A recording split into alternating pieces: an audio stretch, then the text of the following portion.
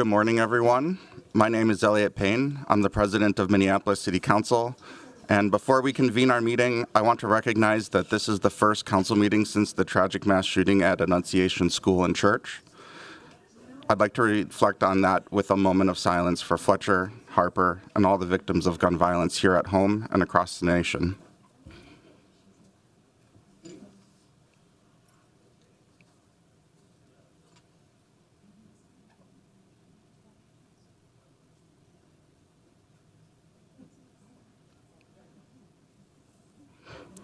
Thank you. Next, we have presentations of honorary resolutions. We are pleased to welcome guests to this space to share in these presentations before taking up our agenda. First up is a resolution recognizing National Dance Day, presented by Councilmember Cashman.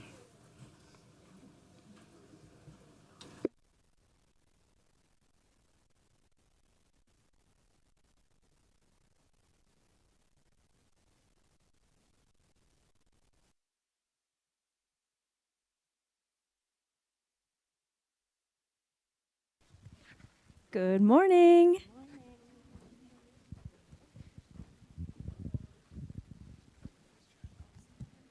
All right. If we run out of room on that side, feel free to keep coming down this way and make a second row.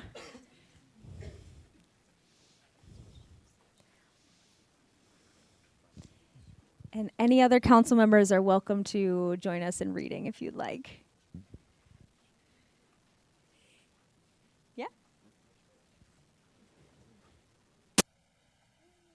All right, welcome everyone. Good morning. So we are here to honor and recognize September 20th, 2025 as National Dance Day in Minneapolis. Yay!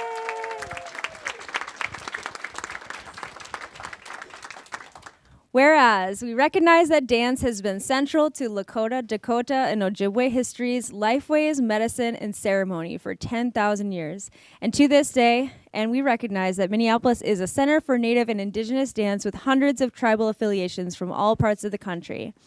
And whereas Minneapolis is recognized as one of the premier national hubs for dance in America, and it has been at the forefront and a home for supporting thousands of highly regarded choreographers, dancers, companies, educators, technicians, designers, administrators, audiences, funders, presenting organizations. And whereas Minneapolis has been a leader of dance support in philanthropy, including support from the McKnight Foundation, Jerome Foundation, Minnesota State Arts Board, Metropolitan Arts Council, and Springboard for the Arts, among others.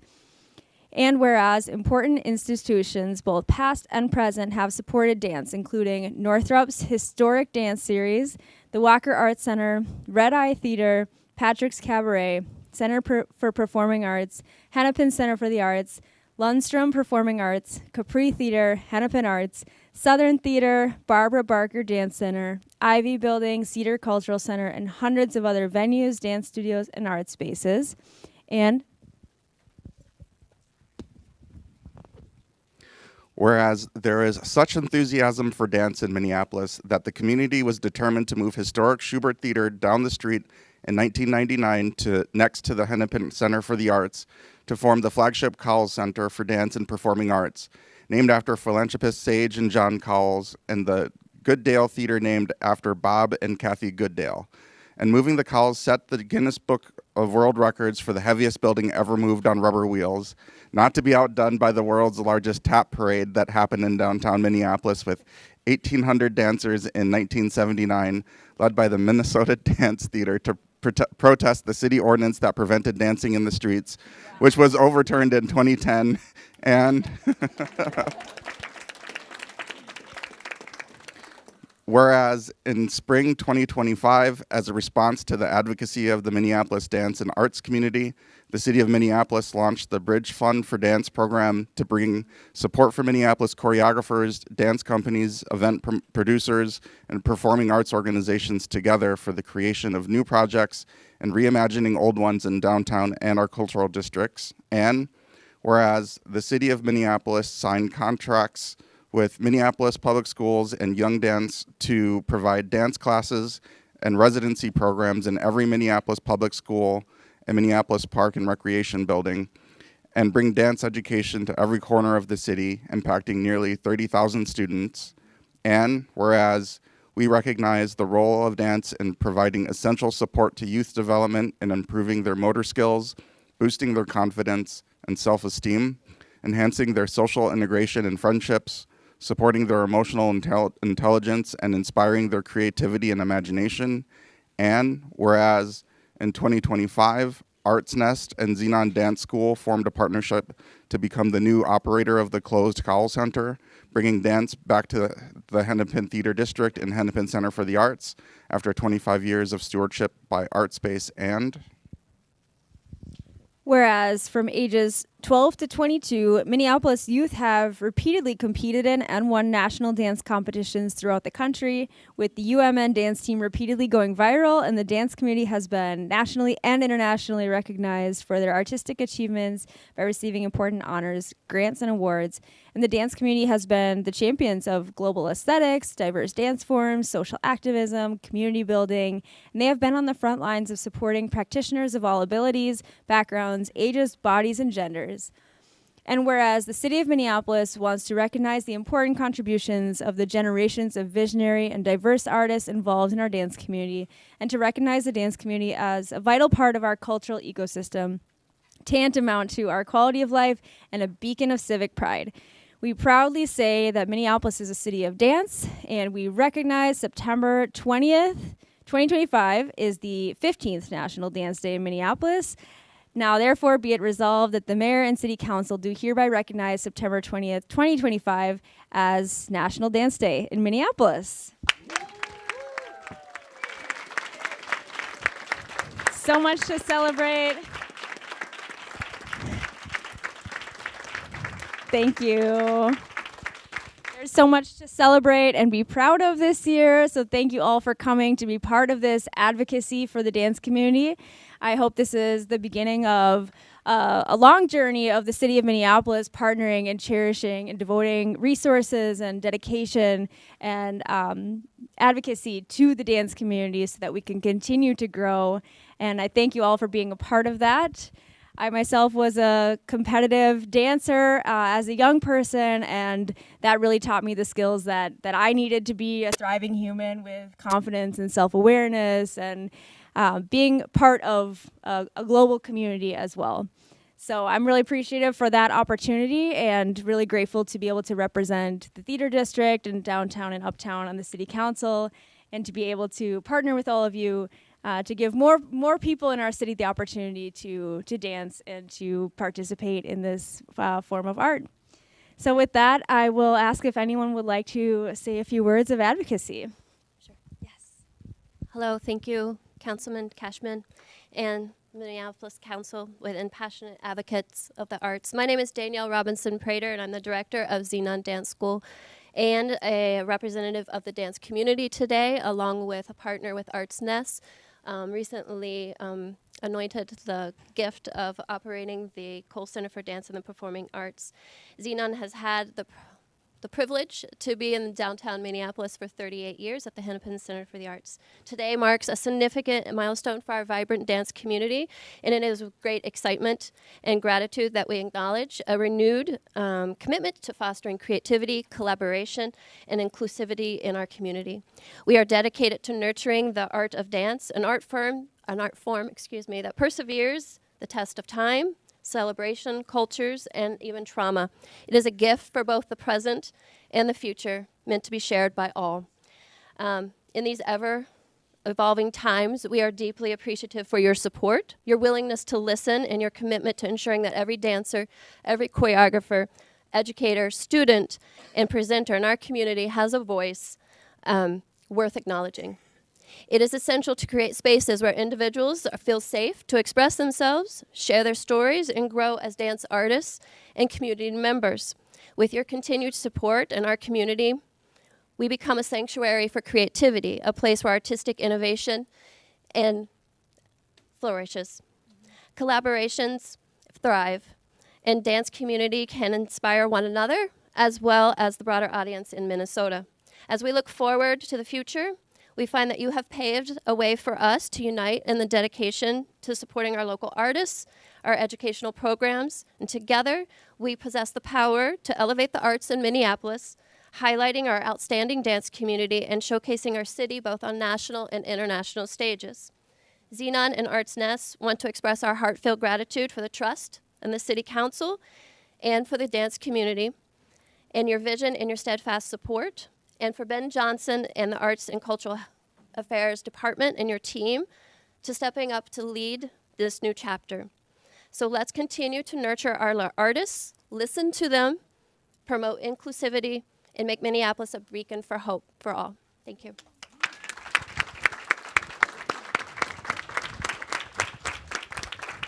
Thanks, Dan.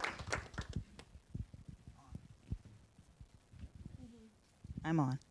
Thanks, Danielle. I don't want to follow you, but I have to. Good morning, Councilwoman Cashman and the entire City Council. I am Karen Charles. I'm the Artistic and Executive Director of Threads Dance Project. I moved here 25 years ago and was immediately amazed by the vibrancy of the dance community.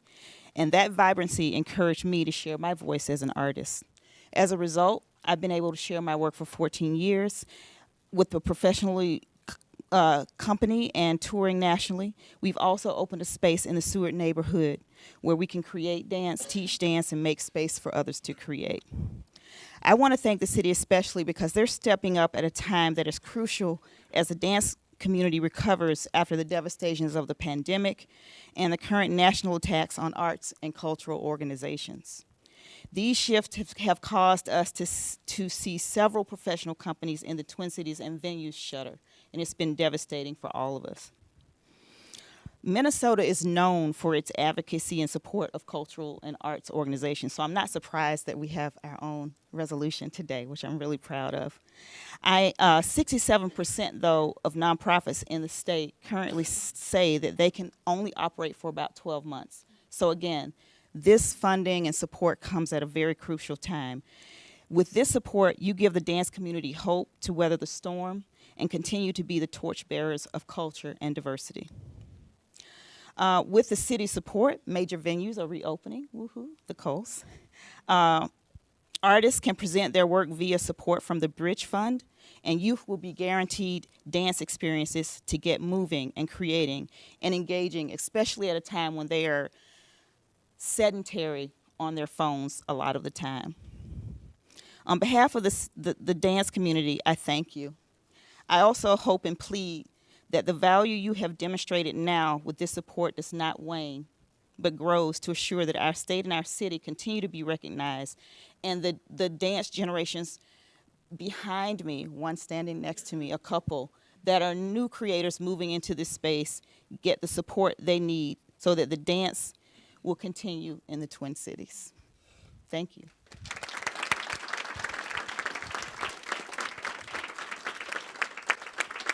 Anybody else like to say a few words? All right, we're going to try to gather for a group photo. We have to be inside these black lines, so we'll do multiple rows here. We'll do the shorties in the front.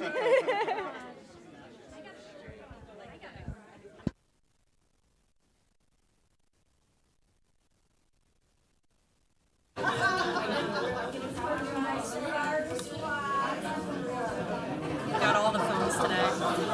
It's getting closer.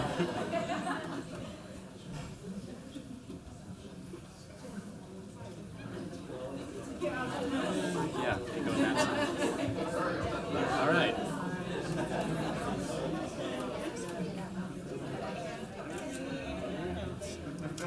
All right, ready. 5, 6, 7, 8.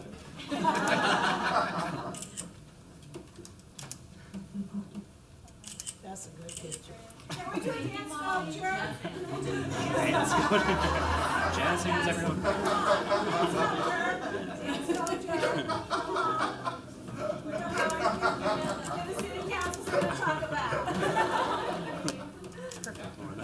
So nice. Thank you.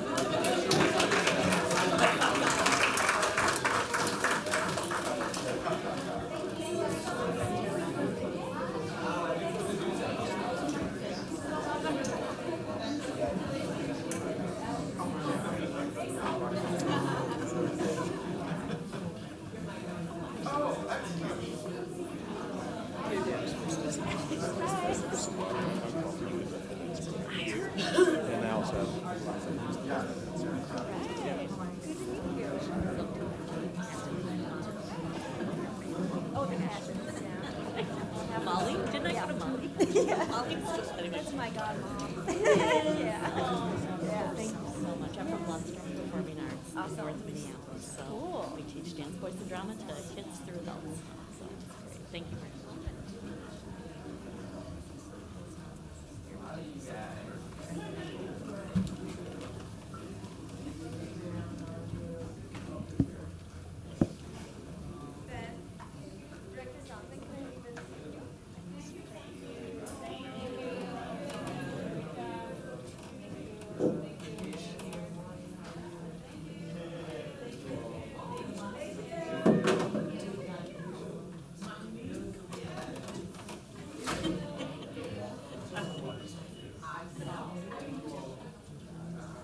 Next, we will welcome up council members Jenkins and Chavez to recognize Douglas R. Ewart.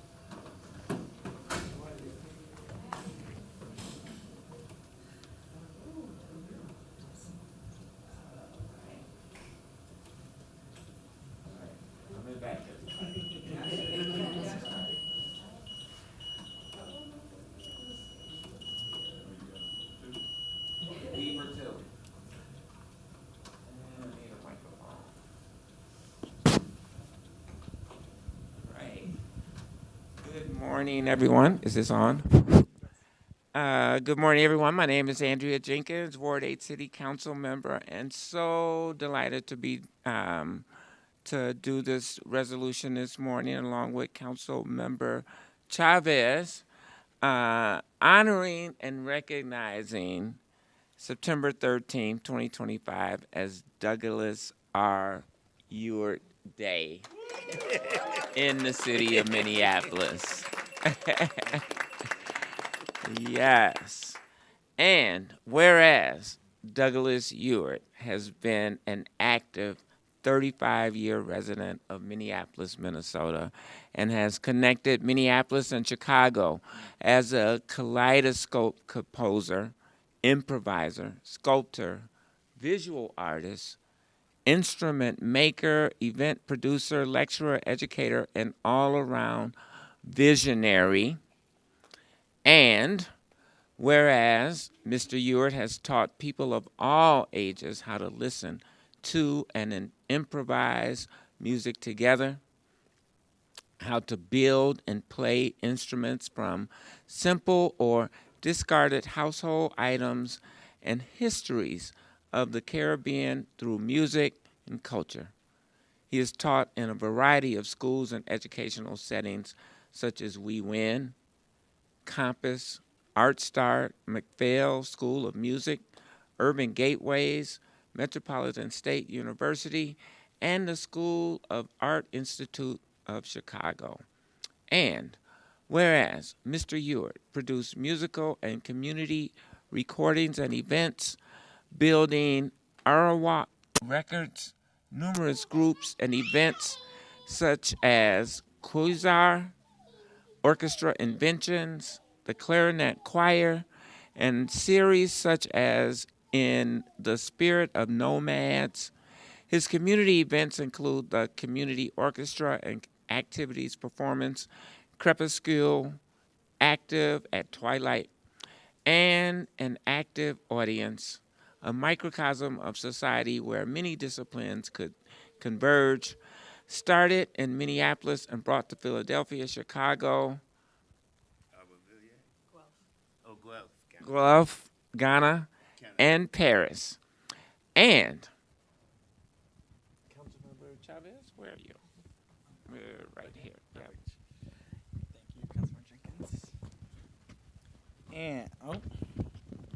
And whereas Mr. Ewart's sculpture, the People's Idophone, exemplifies his spirit, making an instrument sculpture that many people can play at once and that has been installed in one place at Pillsbury House and Theater, has been made mobile, played in community paradise such as the May Day Parade. His invented instrument gives broken and discarded items new life as makers of sound and delight, and he has made close to 500 sonic tops, spinning tops made of balls, records, toys, and materials of all kinds that sing when they are spun. And whereas Mr. Ewart has been awarded many grants, fellowships, and residencies nationally and internationally, including Bush and McKnight Fellowships and Distinguished Artist Awards, a U.S. Japan Creative Artist Fellowship, and in Chicago, the Mayor Harold Washington's Outstanding Artist Award. And whereas Mr. Ewart has woven his remarkable broad gifts into a single sensibility that encourages and celebrates as an antidote to the divisions and compartmentalization afflicting modern life and wholeness of individuals and groups in culturally active communities through projects done in diverse media throughout his award-winning and widely acclaimed 40-year career. And the last whereas, and then the final thing. And whereas art is life for Douglas R. Ewart, he has shared his practice and ethic of care, conservation, invention, and ingenuity with tens of thousands of people through teaching, mentoring, and sharing his creative gifts across genres. He is a stalwart and generous friend and colleague, and a scholar who challenges the frameworks that confine and decontextualize the activities and struggles of everyday people. His indefatigable spirit has inspired and supported all those who engage him to love themselves and to love the human spirit. Now, therefore, be it resolved that the city of Minneapolis recognizes and celebrates Saturday, September 13th, in honor of Douglas R. Ewart.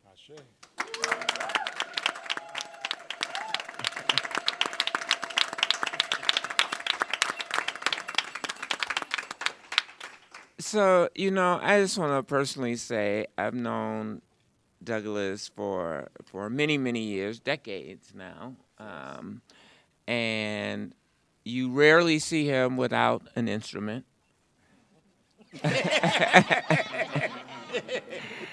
If you are ever in any community setting with him, there will be music that will be made, and you will be a part of that performance. And so I just want to thank you for your generosity in sharing your love for music with the community that you stand up for. And not only do you bring joy to spaces, but you also are a passionate advocate for justice. And so thank you for all of your service. And I offer you this microphone if you want to share a few words. I am humbled. And I'm going to change my will today because I've been tricked by my friends. But I'm really humbled by this acknowledgement, or it's difficult to summarize all that has just occurred. But I'm grateful, I'm thankful, and I'm just passing on what I've gathered through community, and I've been supported by so many in so many places that it's only correct to give not back but forward. So I'm honored. It doesn't change the fact that I'm going to get those people that tricked me today. but also the importance of having friends, the importance of developing a circle of people, because we have to build community. It's so crucial, especially as you grow younger. You see the importance of developing a circle of people that we can take care of each other, especially in a society where our elders are often neglected or discarded. And so I think about these things more and more as time goes on, and the fact that we have to develop a closer circle because of the things that occur when we're young, but particularly as we grow older. It's so crucial to recognize our elders because they're a reservoir of information and of compassion that you don't have the same thing when you're younger. You're just too busy trying to consume all the beauty that there is to consume. Thank you very much. I'm really, really honored, and I'm gonna get Monkwe. All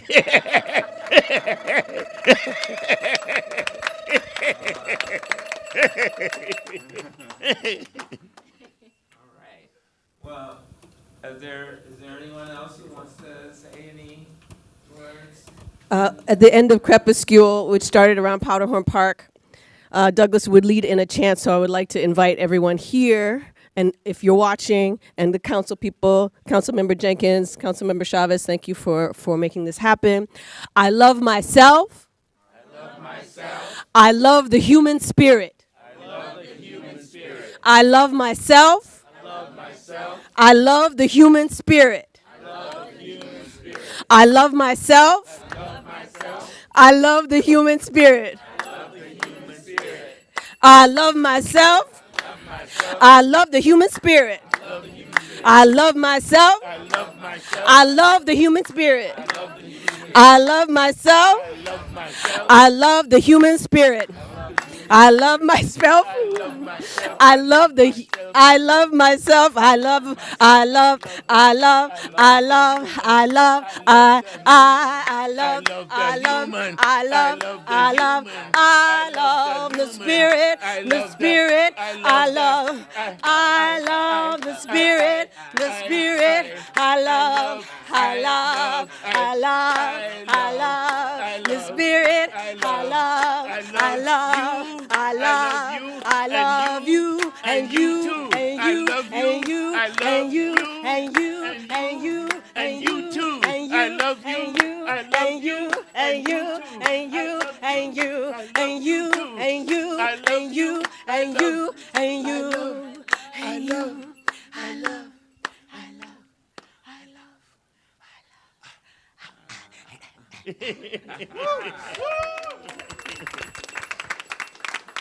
I told you you would be a part of the performance.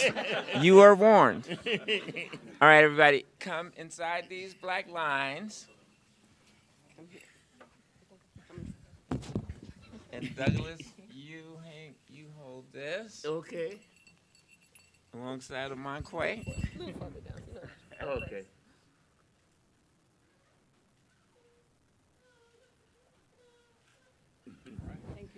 Thank you, everybody. Thank you. Thank you. And you can see Douglas perform at the Walker Arts Center this Saturday evening 7:30. at 7:30. Wonderful. Think 7 and you'll be there on time. How are you? Love your t-shirt. Yeah, artist just walked up.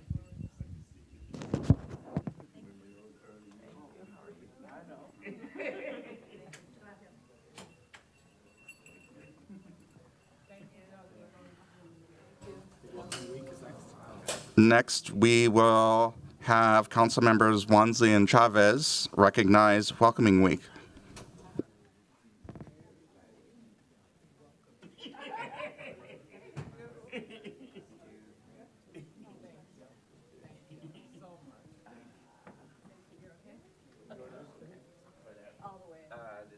I think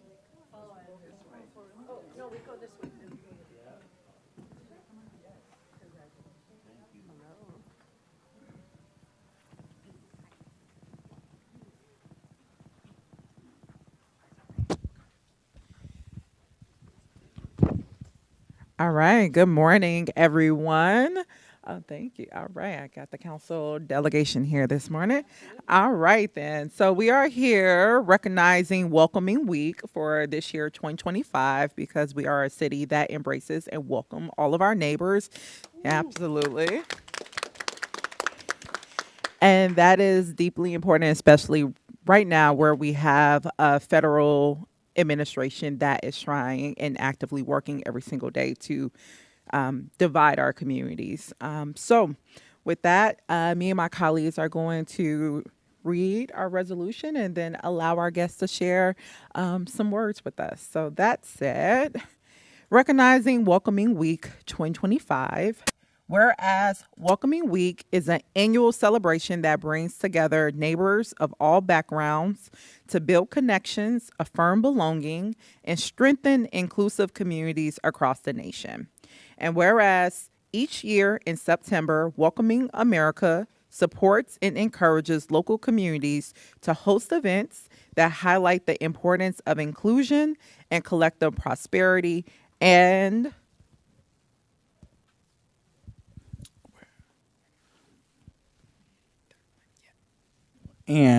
whereas during Welcoming Week, communities across the country host events to bring together residents with roots in the United States as well as individuals born outside this country, including immigrants, refugees, and new Americans, to celebrate and foster mutual understanding and belonging across the nation. And whereas this year, Welcoming Week will occur September 12th through September 21st, 2025, and whereas the city of Minneapolis is recognized as a diverse and inclusive city whose success depends on ensuring that every resident feels they belong in the city they call home. And whereas people who have traditional roots in Minnesota or arrive in Minneapolis as immigrants, refugees, or newcomers own homes, start businesses, and are valued members of our Minneapolis community, and whereas fostering and welcoming environment for all, regardless of immigrant status, race, ethnicity, place of origin, English language proficiency, religion, income, gender, sexual orientation, differing abilities, age, and other factors. We enhance the city of Minneapolis' health and economic prosperity and well-being for current and future generations. And whereas community efforts that promote understanding and collaboration between longtime residents and foreign-born community members are crucial to ensuring and welcoming environment. And whereas Minneapolis joins with other Minnesota cities in standing together to maintain a welcoming state where all who live here feel they belong and have the opportunity to contribute. Now, therefore, be it resolved that the mayor and city council hereby recognizes and celebrates Welcoming Week on September 12th through the 21st of 2025 and reaffirms our commitment to the city of Minneapolis as a welcoming city, one which fosters a sense of belonging among all its residents, including residents with deep roots in Minneapolis and Minnesota, as well as residents from every part of our country and our world. Yay. So again, I just want to thank my colleagues, Councilmember Chavez, Councilmember Chowdhury, and Councilmember Osmond, and all of my council member colleagues for supporting this resolution. I also want to thank the leadership of Director Karen Moe, as well as Director Michelle Rivera, who have continued to lead our city in its work of making sure every single resident know that we are here to advocate and support all of our residents and to make sure we have the resources in place. And when we don't, to advocate for those resources so that we can make sure our residents are taken care of regardless of where they come from and how long they've been here. So with that, I will pass it to, yes, all right, Director Moe. Good morning, thank you. My name is Karen Moe. I use she, her pronouns. And most of you know me as the Director of Neighborhood and Community Relations. I have the honor of serving our city in this role. But I wanted to just share a couple comments and actually share a little bit about myself personally today. I don't do that very often when I have the microphone, But I will share that I am the daughter of an immigrant, and my mother moved to this country when she fell in love and got married, and she made the decision to not just raise myself and my siblings here in the United States. She chose to become a United States citizen so that she could participate civically in our life. And that instilled in me a sense. I've had the opportunity to actually experience what it feels like growing up and creating a welcoming environment for other people. But I also have had the privilege of understanding what it feels like to be welcomed and to feel like I belong. And I know that that's something that not all of our community members experience. The city of Minneapolis has been celebrating Welcoming Week since 2017, and although it's the 8th year that we're doing this year feels especially important for us to be coming out and explaining that we do this because it reflects our values as a city, all of us. No matter where we come from, no matter how long we have been here in Minneapolis, we know that we are welcoming people and that everyone deserves to feel welcomed and that they belong. So we're especially excited for Council to be honoring this series of events this week. We invite everyone to come out and join us or to take some time, whether you're welcoming others or you are seeking out ways to be welcomed.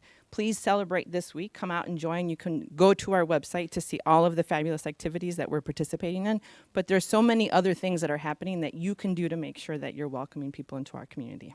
So thank you. I am going to turn it over to our colleague at the national level. Thank you. Good morning. My name is Brianna Broberg. I am the Senior Midwest Regional Manager for Welcoming America. Welcoming America is a national, nonprofit, nonpartisan organization that leads a movement of inclusive communities becoming more prosperous by ensuring that everyone belongs and has the opportunity to thrive. And we believe that all residents, including immigrants, are valued contributors and are vital to our success and our shared futures. Welcoming America convenes a network of local governments, including the city of Minneapolis, and local nonprofit organizations from across the United States. And one of our favorite things to do every year is our annual Welcoming Week celebration. We've been celebrating for 13 years now. When Welcoming Week started, it was originally just a very small handful of our members having events, and has really grown now to be a global campaign with thousands of events being celebrated, not just here across the U.S., but all around the globe. We're really excited that the city of Minneapolis continues to be such a strong partner in this welcoming work. We are so grateful to have this community as a part of our member network to look to as an example for wonderful welcoming work that others can learn from and emulate as well. And I'm really grateful for the opportunity to be here to commemorate the reading of this resolution and the beginning of Welcoming Week starting tomorrow. So thanks so much. Any other words? No? Oh, all right. Short and sweet. All right, then. So we're going to do a photo. And do I hand this over to you then? Yeah, you should take it then. Yeah. Yes. And then, yes. And then we can get together between the two black lines. Why am I holding this?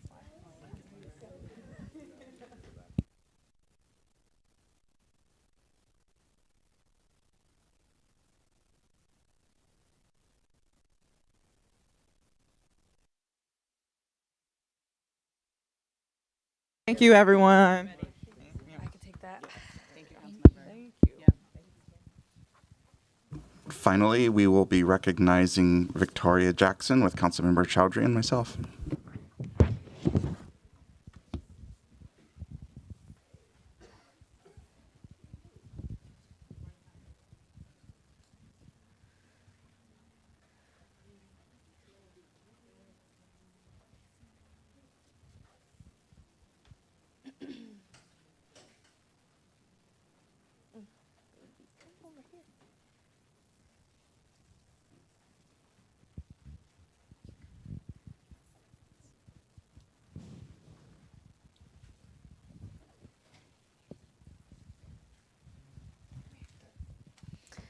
All right.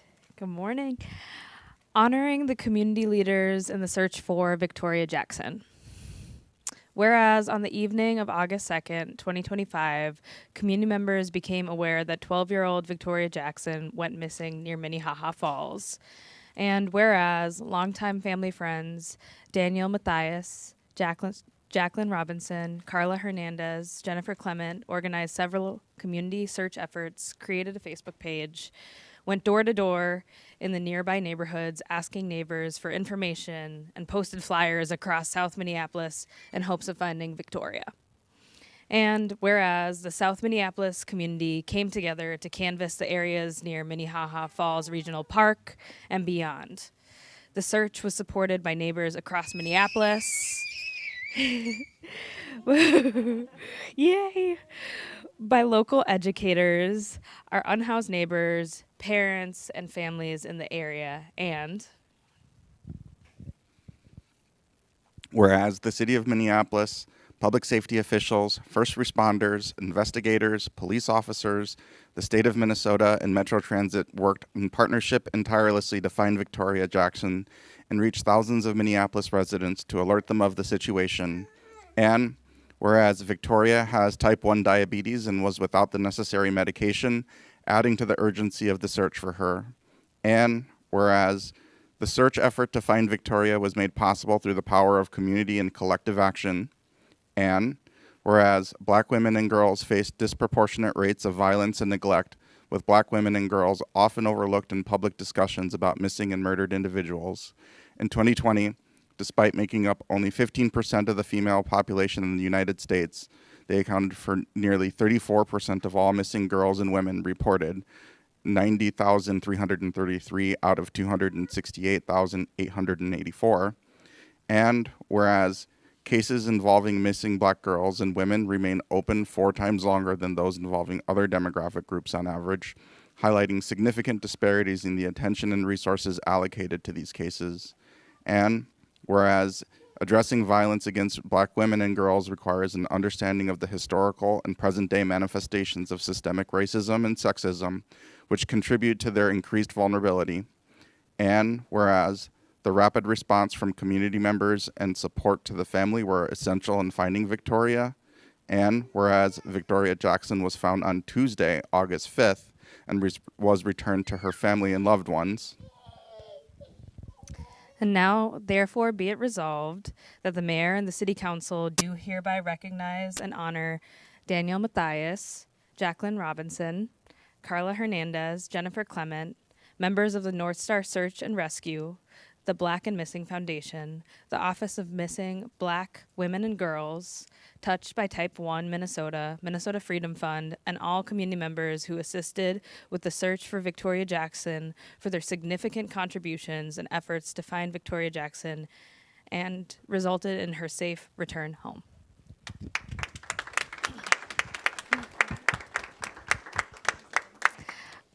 I just first want to start off by saying thank you to Dr. Bernadia Johnson for calling my office and helping us organize this recognition. It feels really, really important. And to you and to Brianna, I cannot imagine just the immense of despair, devastation, panic you felt as loving grandparent, parent to Victoria, and to you, Danielle and Jacqueline. I will say our community was just watching with bated breath and wanting to find ways to help to find Victoria, and it was really inspirational to watch you just run towards figuring out how to pull together these efforts and give community members a way to come together in collective action, to just show so much care for not only Victoria, but all of the children in our city, especially our Black, brown, Indigenous children that oftentimes are overlooked in situations like this. So I just feel really grateful that today we get to recognize you and your efforts. So just thank you again. And I would love to offer the opportunity for you to say some words.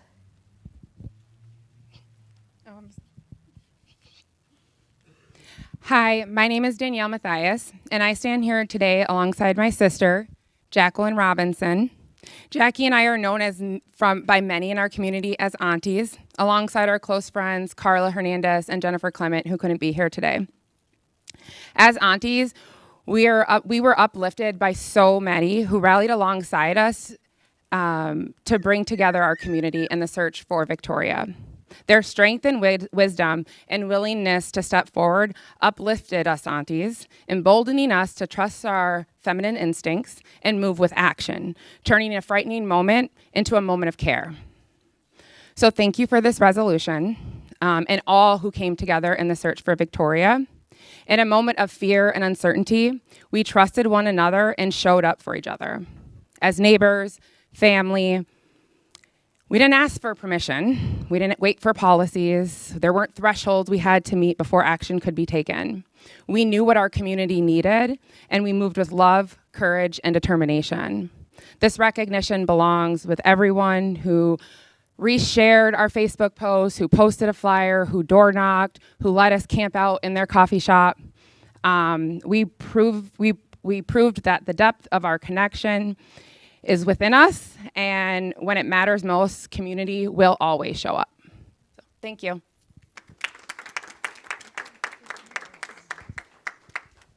Anyone else? Okay, thank you. Why don't we take a picture together here, and we'll get that sent over to you.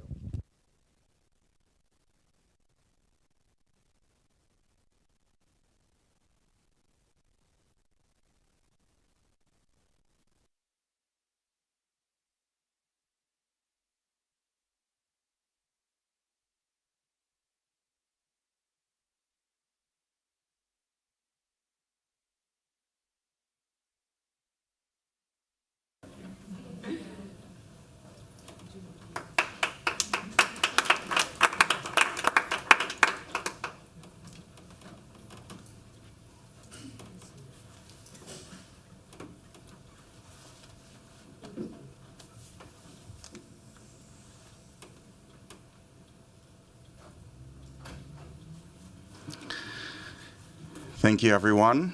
At this time, I'm going to call this regular meeting of the City Council for September 11th to order. The clerk will call the roll. Councilmember Chavez. Present. Councilmember Vita. Present. Councilmember Ellison. Here. Councilmember Koski. Present.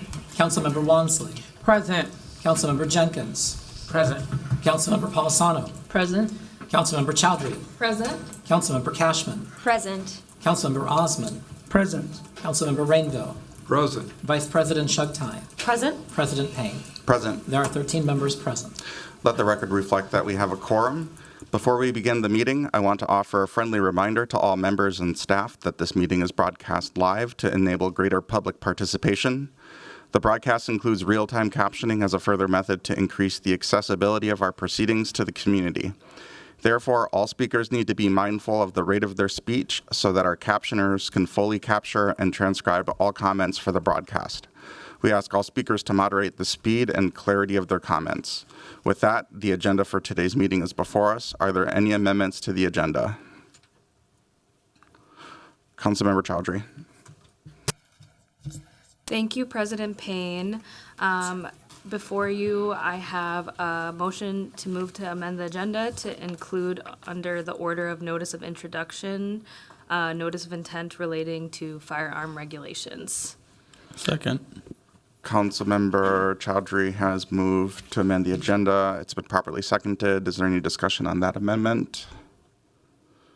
I'll recognize Vice President Shugtai.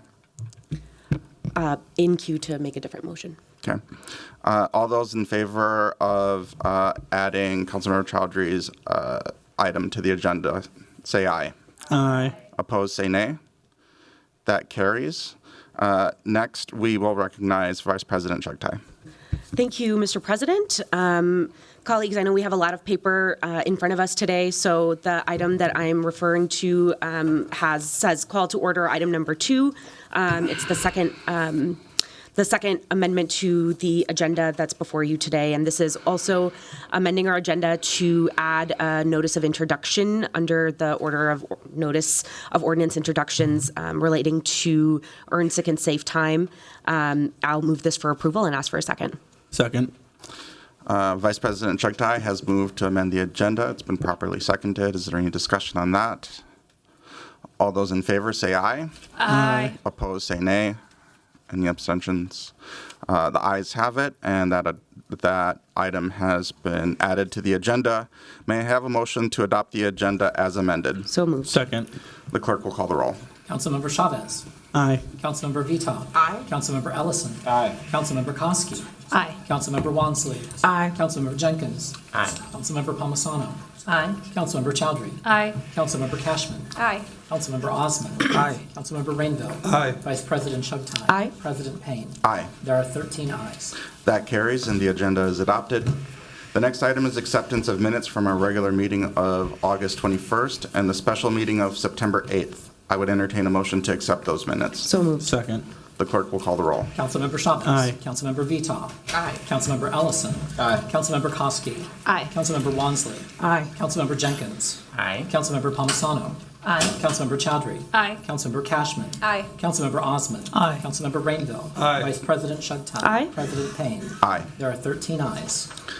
That carries, and those minutes have been accepted. Finally, we have the referral of petitions, communications, and reports to proper committees. May I have that motion, please? So moved. Second. The clerk will call the roll. Councilmember Chavez. Aye. Councilmember Vita. Aye. Councilmember Ellison. Aye. Councilmember Koski. Aye. Councilmember Wansley. Aye. Councilmember Jenkins. Aye. Councilmember Palmisano. Aye. Councilmember Chowdhury.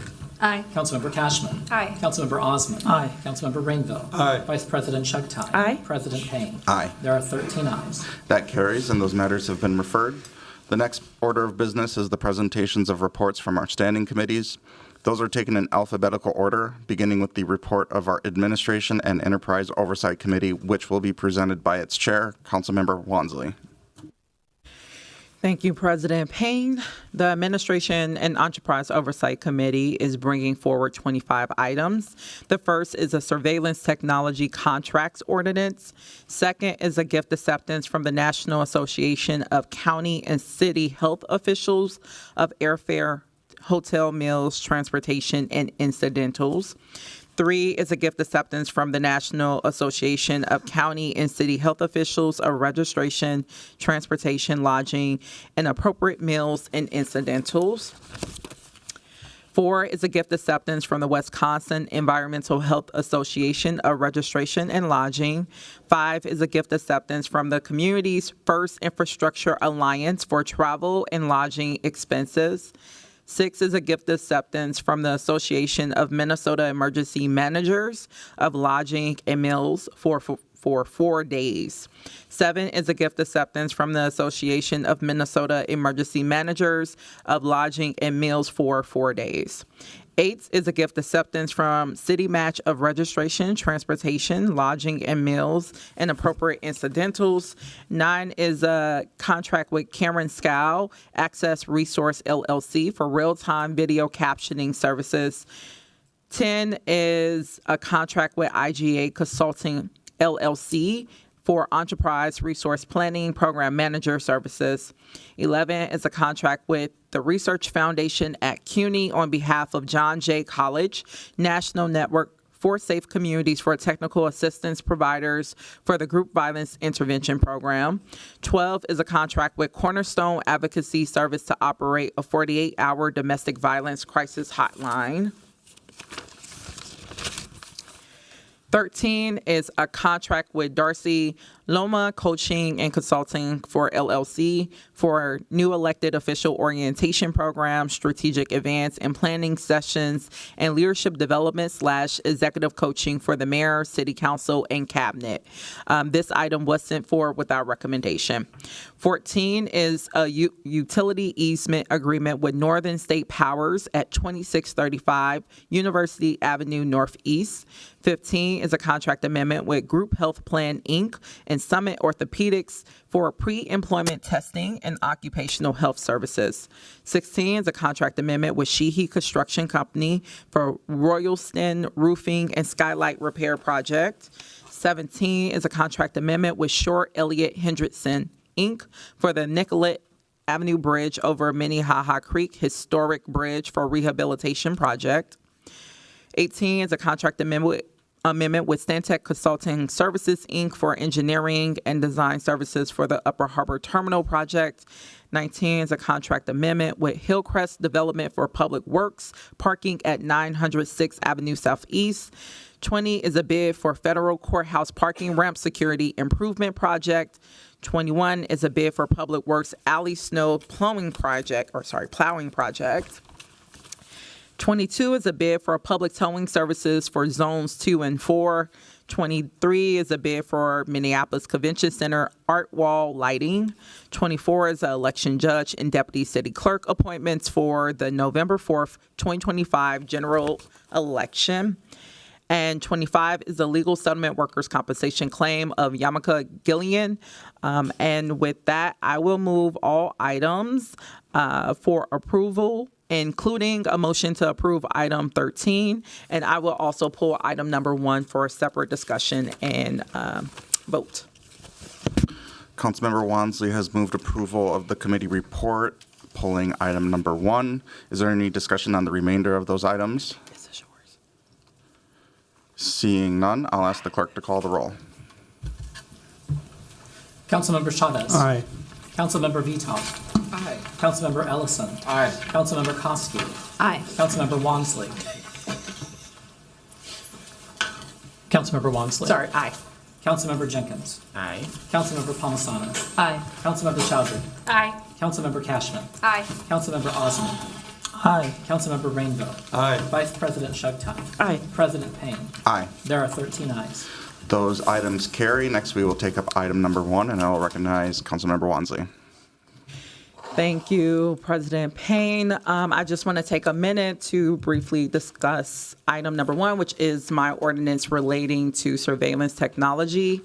This ordinance will help the council utilize our oversight authority by ensuring that there is a public hearing when MPD purchases surveillance equipment or pursues contracts regarding surveillance. And now the version that's before you today that I will motion for approval will include when the contract or utilize data collection in circumstances where there is no financial cost. This amendment was in response to helpful feedback from advocacy groups that have worked at the city, state, and national level to ensure that surveillance technologies and policies come with guardrails to ensure that civil liberties are protected. And once again, the version before you incorporates surveillance data that MPD may use in the future by borrowing or receiving surveillance data that is from another agency's own equipment. Again, this was identified as a loophole by advocates, and I'm glad that we were able to work with city staff, specifically the city attorney's office, to address that and ideally close that loophole. And while this ordinance is a great step in the right direction for more transparency and accountability around how the police department utilizes surveillance technology, of course, there's more work that can be done around this issue, and I look forward to working with colleagues who aim to also carry that work forward. And also, I look forward to continuing partnerships with community organizations who are also interested in this matter and strengthening protections around surveillance technologies and data collections. I also wanted to highlight, as I did at Cal and I believe at the Administration and Enterprise Oversight Committee, I am going to be working with community partners to advance a notice of introduction related to the next phase of this work, which would include creating a publicly available master list of all the technologies that falls under the definition of surveillance based or outlined in this ordinance should it pass. That will be the next phase of this work, and I know a number of colleagues have been interested in that, and I look forward to working with you all. So with that, I will move approval of this ordinance and ask for a second. Second. Councilmember Wansley has moved approval of the ordinance as amended. It's been properly seconded. I'll recognize Councilmember Cashman. Thank you, President Payne. Thank you, Councilmember Wansley, for working on this. I think it's really important. I hear a lot from residents that they're concerned about different surveillance technologies, and honestly, it's hard for me to answer what we even have, because it's not public right now. It's not public information right now. So I think this is important for transparency's sake. I would like to introduce an amendment to this ordinance, which is before you. It's under 2B. Would ask that the city publish that the city hosts the public hearing when we actually issue the request for proposals for a surveillance technology, rather than when that contract has already been initiated, negotiated, and worked on with the vendors. I was given this feedback by someone who actually works in technology contracting for cities, and said that this is a much more efficient way to do this, because this way we can weigh in and the public can weigh in on the decision to do an RFP and to solicit vendors to do surveillance technology. And it would actually save staff time, because they wouldn't work on a contract and build out a contract and then bring that before the council and the public to get input after all the work has already been done. So I think this would be a good way to save staff time, and I think it's important for the public to weigh in at the time of an RFP being issued, rather than once a contract has already been done. Second. Councilmember Cashman has moved an amendment to the amended ordinance that was moved by Councilmember Wansley. I see City Attorney in priority queue. Madam City Attorney. Yeah, thanks, Council President, Council members. As this amendment is written, it does not comport with government structure. The purchasing, the decision to request proposals, the content of a request for proposals for administrative activities is an exclusively administrative function. So the council can't condition doing that work on having a public hearing. We communicated very briefly with the council member yesterday and communicated that information, and just saw this language maybe about 20 minutes ago. There may be something that we can help draft that can satisfy what it is that the council member is looking for, but as drafted, this does not comport with government structure. Councilmember Cashman, did you want to speak to that? Yeah, I think it's. I would like to see which part of the city charter this doesn't comport with, or whether it's in an ordinance that the council can amend. And I say this because we spent a lot of time talking about the ABM contract this week that we're trying to weigh in on a policy, on a policy basis, and also are seeing the impacts of not being able to weigh in from the public perspective on the front end of doing contracting.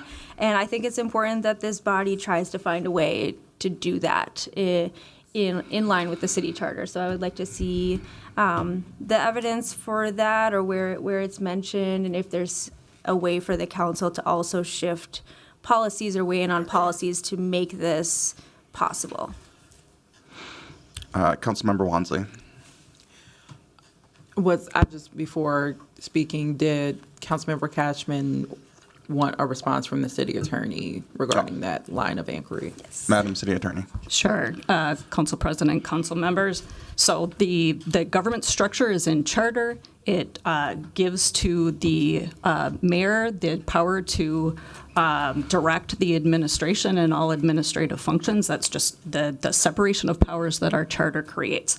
We also have ordinances that are in line with that separation of powers that give the finance department and the administration the exclusive authority over RFPs, over purchasing authority. So it is an ordinance, but those ordinances, are required by the whole concept of separation of powers that exists in our charter. Councilmember Cashman. Thank you, President Payne and City Attorney. Would it be possible to reword this as a reporting requirement, even on the front end, where the city would report to a council committee on their plans to issue RFPs for surveillance technology? Council President, council members, I don't want to answer that question on the fly. What I'd like to do is be able to work with you to figure out what it is that you are trying to accomplish and see whether there is a path there within the government structure, rather than trying to fix things on the fly. That's not the best way to do legal drafting. With that, I would motion to hold this a cycle to allow for us to find a way to get this proactive input on the front end of a RFP for surveillance technology. Councilmember Cashman has moved to hold this item for a cycle. Is there a second for that? Second. Vice President Chagtai. Wait, no. Actually, Councilmember Wansley was in queue. Thank you, President Payne. I believe I've been in conversations with Councilmember Cashman as we have been working on this ordinance for 2.5 years now. And then in AO, I shared feedback for the councilmember to work with the city attorney's office to draft an amendment that align with their intent. Even just today, when receiving this amendment right before committee, I inquired around what the conflicts would be regarding our current procurement or financial policies that we just passed that doesn't allow us to review RFPs. While I get the intention of the council member, I really don't want to hold up this work for something that, again, we're going to reopen anyways to do further refinement on. But what we have today feels very solid to move forward with. I would like to move forward with the original underlying ordinance and ideally work with the council member on subsequent, which I believe I've shared with you, on subsequent ordinances that requires a reopening of this chapter. And then we could bring something that's more refined. But I will say, again, having a week to get this figured out, I really thought there was time that the council member could have worked with the city attorney's office to bring something solid that we could bring, like support today, that I could support today. I felt like a week was enough. I don't feel comfortable holding this over another cycle. Vice President Chagtai. Thank you, Mr. President. I'll support the motion today to continue this item a cycle, but I am really struggling with the government structure question here, right? This is not an amendment that requires the administration to incorporate any amount of feedback that comes from a public hearing. In fact, there are many places in our code of ordinances that require us to hold a public hearing prior to issuing a license, prior to continuing with business, and that's outlined in our code of ordinances. Certainly the administration has the exclusive right of entering into contracts and publishing requests for proposal, but there are limits to that right that require approval by this body prior to the publishing of RFPs. And so, I mean, I think it's like a little bit of a stretch and for us to get into a whole government structure thing on this, but I would welcome the opportunity, Councilmember Cashman, to be a part of discussions with you and the city attorney's office. I don't think it's appropriate for us to be having that conversation on this dais today. Whether this is something that is taken up in one cycle or is taken up as Councilmember Wansley reopens this ordinance, I'd be happy to work with you and the city attorney. Thank you, Mr. President. Councilmember Chavez. Thank you, Council President Payne. It seems like the ordinance that Councilmember Wansley has been working on is pretty flushed out. I do support the idea of what Councilmember Cashman is bringing forward, but I mean, Councilmember Cashman, would you just be willing to withdraw your amendment, allow this ordinance to pass, and then just do a new notice of intent to address the concern that you're talking about today? I have a feeling the city attorney could probably cook up a new notice of intent as we go through this committee, but that way I'm not sure if your concerns are going to be addressed in the next cycle, in the next month. There might be other ideas that other people have about potential changes to this ordinance, but I do support the ordinance being brought forward by Councilmember Wansley. The idea that you are bringing forward, Councilmember Cashman, I have agreement with, as long as we figure out what that looks like in conversations with the city attorney's office. So, Councilmember Cashman, I guess my question is, would you be willing to withdraw your motion so we can pass this ordinance and then introduce a new notice of intent? Member Cashman? Thank you, President Payne. It seems like a lot of work to like close and codify an ordinance only to reopen it and do another notice. I mean, from the clerk's perspective, rather than just working with the city attorneys for 2 weeks to make an amendment that works. So no. I added myself to queue just to share a little bit of background. Oh, what? No, that's from her earlier. Yeah. I added myself to queue to share just a little earlier context. Last term, I believed I co-signed with Councilmember Palmisano on a surveillance ordinance that was a carryover from the term before that. So this body of work we're on the third term of trying to do surveillance work. And my recollection from the last term body of work was that we had a much more expansive scope that we were looking at as far as the public participation in the decision-making around surveillance technology. The goal was to have much more community control over some of those decisions. And frankly, that body of work ran into not a government structure wall, but a data practices wall. And I actually am really appreciative of Councilmember Wansley taking what ended up being kind of a frustrating dead end that we arrived at and carving out a real clear path forward with this more narrow scope of surveillance. But I'm still very committed to that broader scope. And I think it's really smart to do this in an iterative way, especially considering that these technologies are so constantly evolving.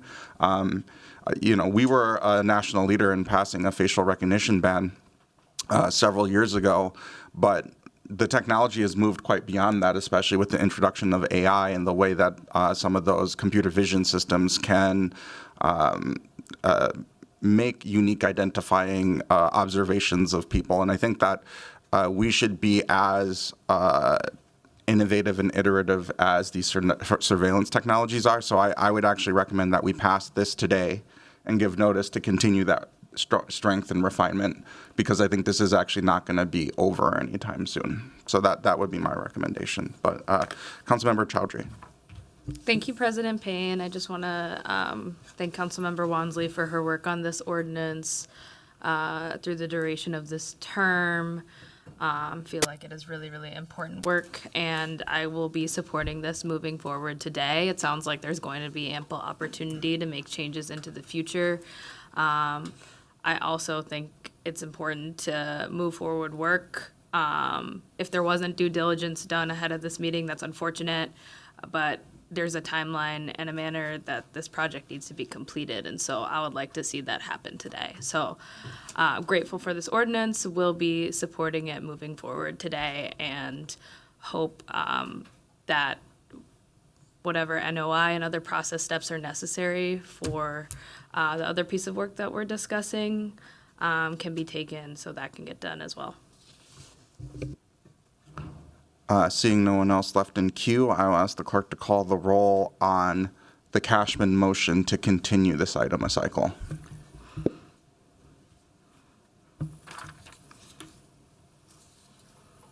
Councilmember Chavez. No. Councilmember Vita. No. Councilmember Ellison. I'm not understanding the motion. The motion is to postpone the entire report. Councilmember Koski. Aye. Councilmember Wansley. No. Councilmember Jenkins. Aye. Councilmember Palmisano. Aye. Councilmember Chowdhury. No. Councilmember Cashman. Aye. Councilmember Osman. Aye. Councilmember Rainville. No. Vice President Shugtai. Aye. President Payne. No. There are 6 ayes and 7 nays. That motion fails. Next, we will take up Cashman's amendment. I'll withdraw the amendment. Okay. Councilmember Cashman has withdrawn her amendment. Therefore, we will take up the underlying ordinance as amended by Councilmember Wansley. And seeing no one else left in queue, I'll ask the clerk to call the roll. Councilmember Chavez. Aye. Councilmember Vita. Aye. Councilmember Ellison. Aye. Councilmember Koski. Aye. Councilmember Wansley. Aye. Councilmember Jenkins. Aye. Councilmember Palmisano. Aye. Councilmember Chowdhury. Aye. Councilmember Cashman. Aye. Councilmember Osman. Aye. Councilmember Rainville. Aye. Vice President Chugtai. Aye. President Payne. Aye. There are 13 ayes. That carries, and that item is adopted, completing the Administration and Enterprise Oversight Committee report. Next, we will have a report from our Budget Committee given by that committee's chair, Vice President Chugtai. Thank you, Mr. President. The Budget Committee is bringing forward one item for approval today, which is adopting findings, approving the establishment of, and approving the salary schedule for an appointed position in the 311 Service Center Department of Deputy Director 311 Service Center. I'll move approval of this item. Vice President Chugtai has moved approval of the committee's report. Is there any discussion? Seeing none, I'll ask the clerk to call the roll. Councilmember Chavez. Aye. Councilmember Vita. Aye. Councilmember Ellison. Aye. Councilmember Koski. Aye. Councilmember Walmsley. Aye. Councilmember Jenkins. Aye. Councilmember Palmisano. Aye. Councilmember Chowdhury. Aye. Councilmember Cashman. Aye. Councilmember Osman. Aye. Councilmember Rainville. Aye. Vice President Chugtai. Aye. President Payne. Aye. There are 13 ayes. That carries, and the report is adopted. Next, we'll have a report from our Business, Housing, and Zoning Committee given by that committee's chair, Councilmember Osman. Thank you, Mr. President. The Business, Housing, and Zoning Committee will be bringing 19 items forward. Item 1 through 3 are liquor license approvals for Broders Italian, North Star Deli, and Minneapolis Motor Mart. Item 4 is approving 2026 license fee schedule. Item 5 is approving one liquor license.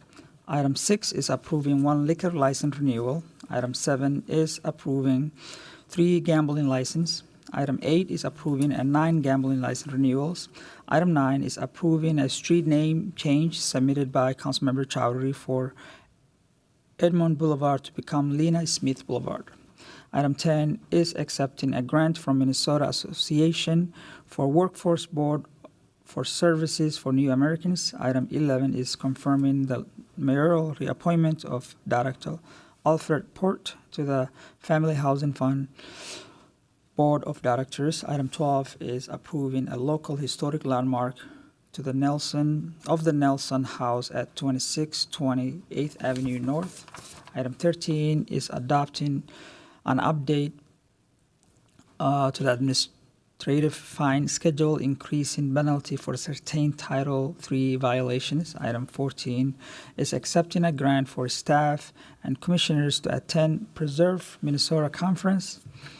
Item 15 is approving and authorizing 2025 Transit-Oriented Communities Award Agreement with Hennepin County. Item 16 is accepting a grant for adoption fee waivers for Minneapolis Animal Care and Control. Item 17 is approving an ordinance related to the zoning code, correcting a map of errors.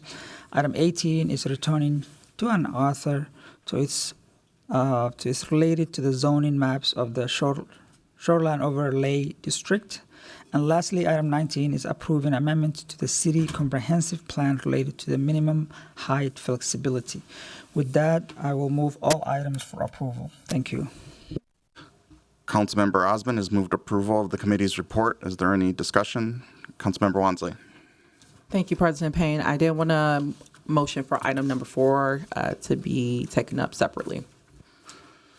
Councilmember Walmsley has removed item 4 for a separate vote and discussion.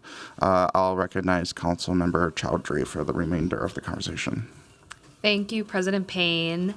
I am speaking to my application for the street renaming of Edmond Boulevard to Lena Smith Boulevard today. I want to start off by saying how excited I am to have this come before you today. I am recusing myself from this vote as I am the applicant. So it's really on the 12 of you to move this forward. I want to start off by saying that for nearly 2 years, we have been working on this application. 2 years ago, neighbors approached me with a deep concern that Edmond Boulevard honored the name of Edmund Walton, a man who played an active role in upholding racial segregation in our city's history and was a harmful actor in our city's history. He actively upheld racial segregation through racial covenants and contributed to the generational disenfranchisement and trauma of Black, Brown, Asian, Jewish, Arab, and Indigenous communities in Minneapolis. And these covenants weren't just words in a deed. They were a part of a broader system of redlining and exclusion that legitimized racial terror and laid the groundwork for discriminatory policies that we still see the impact of today. And housing and education and access to public resources, disinvestment from communities of color, work that we are always actively taking up in our committees to create equity within our city. And this effort to reclaim and rename the street really didn't start with me, but I was proud to carry this forward after I was elected.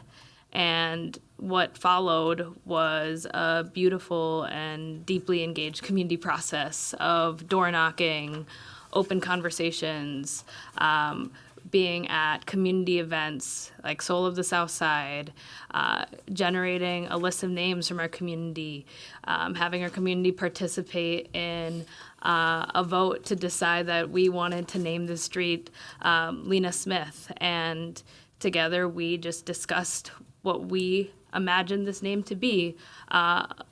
We imagined it to represent a future rooted in justice and healing. And I want to be really clear, we should not honor someone who used their power to harm and exclude and disfranchise so many of our neighbors, who said that many of us could not have homes in our current neighborhoods. And in the street renaming, we not only reject the actions of a really painful past, but we uplift the stories that have often been erased and dismissed. I really want to give flowers to the person that we are honoring today, and that is Lena Olive Smith. Lena Olive Smith was Minnesota's first African-American woman lawyer, a civil rights pioneer whose work changed this city. She broke barriers in 1921, becoming the first Black woman licensed to practice law in our state. She co-founded the Minneapolis Urban League, led the NAACP as its first female president, and used her legal skills to fight discrimination head-on. She defended the Lee family when a white mob tried to drive them out from their home. She sued the Nicollet Hotel for refusing service to Black guests. She stood up to institutions, including the University of Minnesota, for promoting racist propaganda. She was a badass. And her courage still echoes in the streets of our city today, and her home is on the National Register of Historical Places. I want to just thank a number of the people who have been a part of this work. There are many, many people across our city that made this possible, so I'm just going to name a few. The Longfellow Community Council, Mapping Prejudice, Just Deeds, many residents of Edmond Boulevard, St. James AME Church, Sister Joy, Judge Lejeune Lang, Representative Sensormura, Senator Mohammed, Commissioner Conley, local business owners like Fred DeBow from Sunbeam Coffee, the grassroots team that really held this effort together called Reclaim Edmond. They're going to have to figure out what they're going to call this organization now. Many of them are here today: Joe Larson, Mark Brandt, Jesse McClelland, Kristen Eddy, Laura Triplett, Maren Swanson, Roosevelt High School, and our dedicated city staff, Kimberly Holeen, Jeff Handelin, Andrew Friends, and 2 policy aides who spent 2 years working on this from my office, Amy Umansor Diaz and Ade Salami. And I just want to close by sharing the words of Oriana Gruber, a 14-year-old who spoke during our planning commission hearing. And honestly, like, if you need to fill your cup up and see something hopeful, I would watch that planning commission public hearing.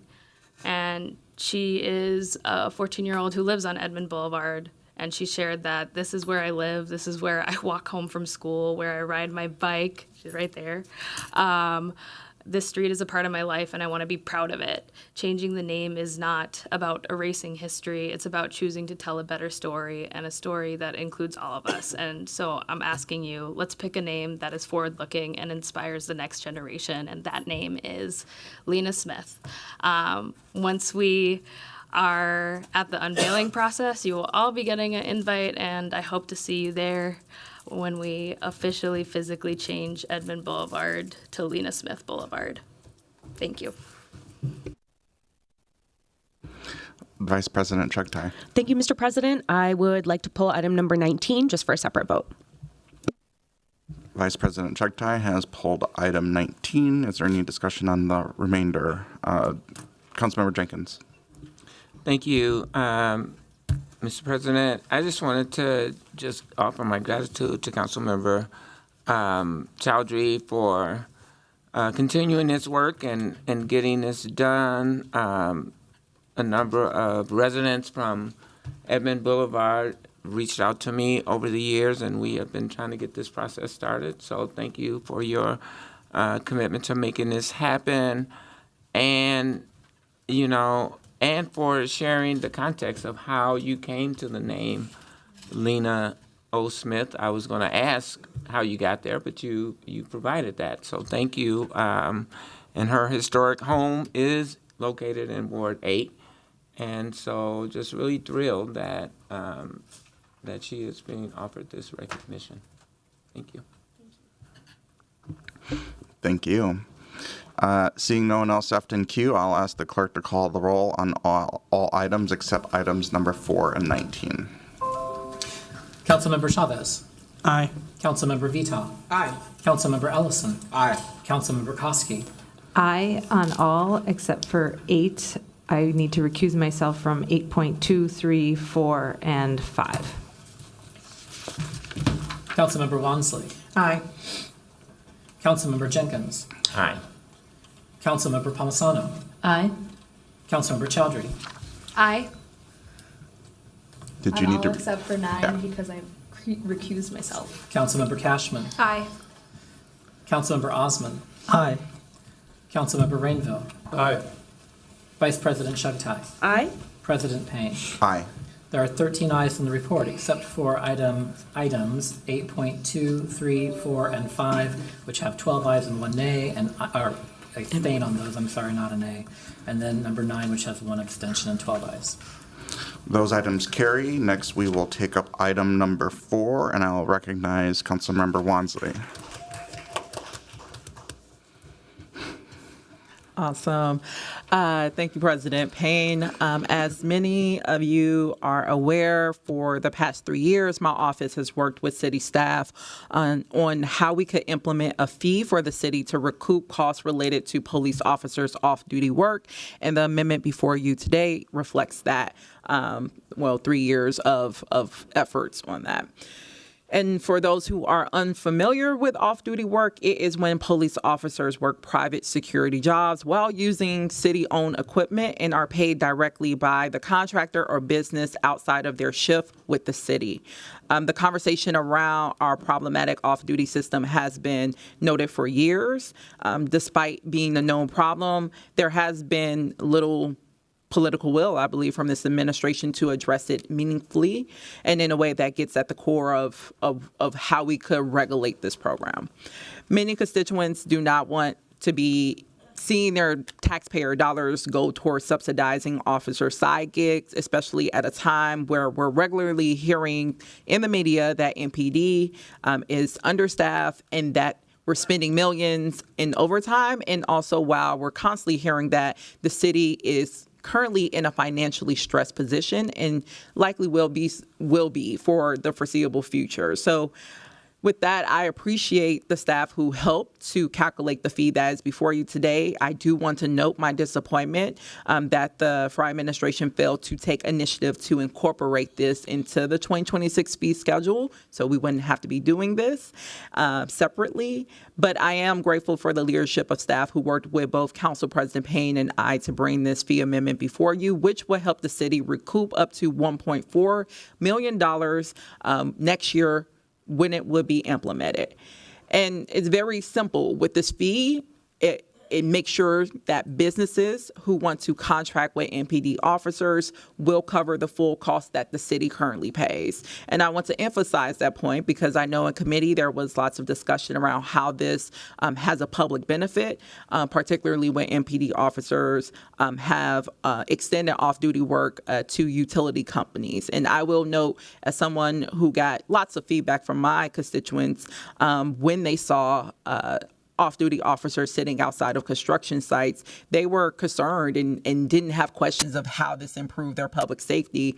They were very confused and frustrated as regards to why would we expend city resources in the form of officers at these sites as opposed to relegating those resources to higher priorities and making sure that all of our communities were safe during that time. That said, this is a universal policy that should support many of our goals, especially financial goals of saving taxpayers over $1 million annually. It also will help us make an off-duty system that we're currently legally mandated to have more equitable, which is currently also being subsidized by taxpayers, which is not an equitable matter. The action before you today just brings one of many ideal solutions to this problem so that we can, again, prevent the loss of further civilian life, as we did with Justine Damon several years ago, with making sure we don't have overworked officers who are having to juggle full-time work along with overtime hours and then their side or private security gigs that put them in precarious positions. And once again, helps us save taxpayers lots of resources that they're currently subsidizing through a program that they don't receive public benefits from. So with that, I will ask for a second and move this item forward for approval. Second.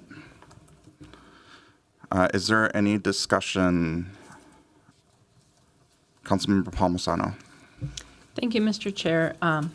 I'll just say a few words. I'll continue to support this. I did in committee. I've said on several occasions that I'm in favor of adding these fees. But we were warned during a presentation earlier this year, the MPD does not have the capacity to get this implemented even next year due to other large-scale projects being implemented, IT projects. So right now, the city doesn't have any mechanism to collect the fee from either businesses using off-duty or from officers getting paid for it.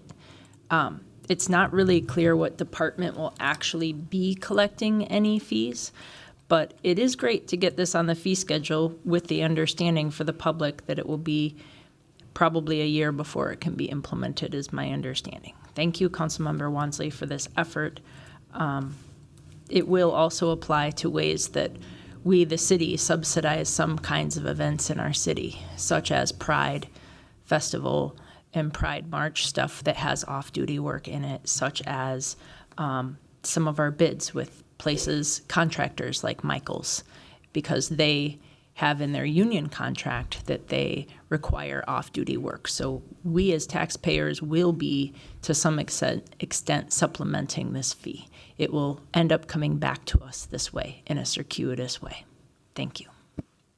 Councilmember Wansley. Thank you, President Payne. I just want to offer some follow-up comments to what Council Member Palmisano just shared. As I highlighted, MPD specifically gave a presentation to the Public Health and Safety Committee back in May where they outlined a very clear program around how they could implement an off-duty program, starting with a fee collection.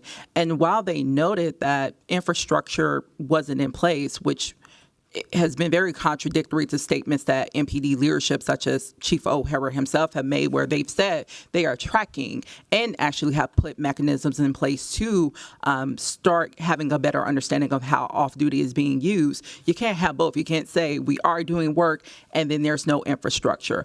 Nevertheless, what this does do, just like any other fee, like P-card that we're also considering and that this body passed, by making sure that this fee is reflected in the schedule, we are actually mandating now through law that MPD will have to prioritize this, because simply it's just been a decision to not prioritize this work by the administration. This will give them both the resources and ideally the political motivation to go and take this work serious and start building that infrastructure that they're constantly saying in the public does exist, but actually does not.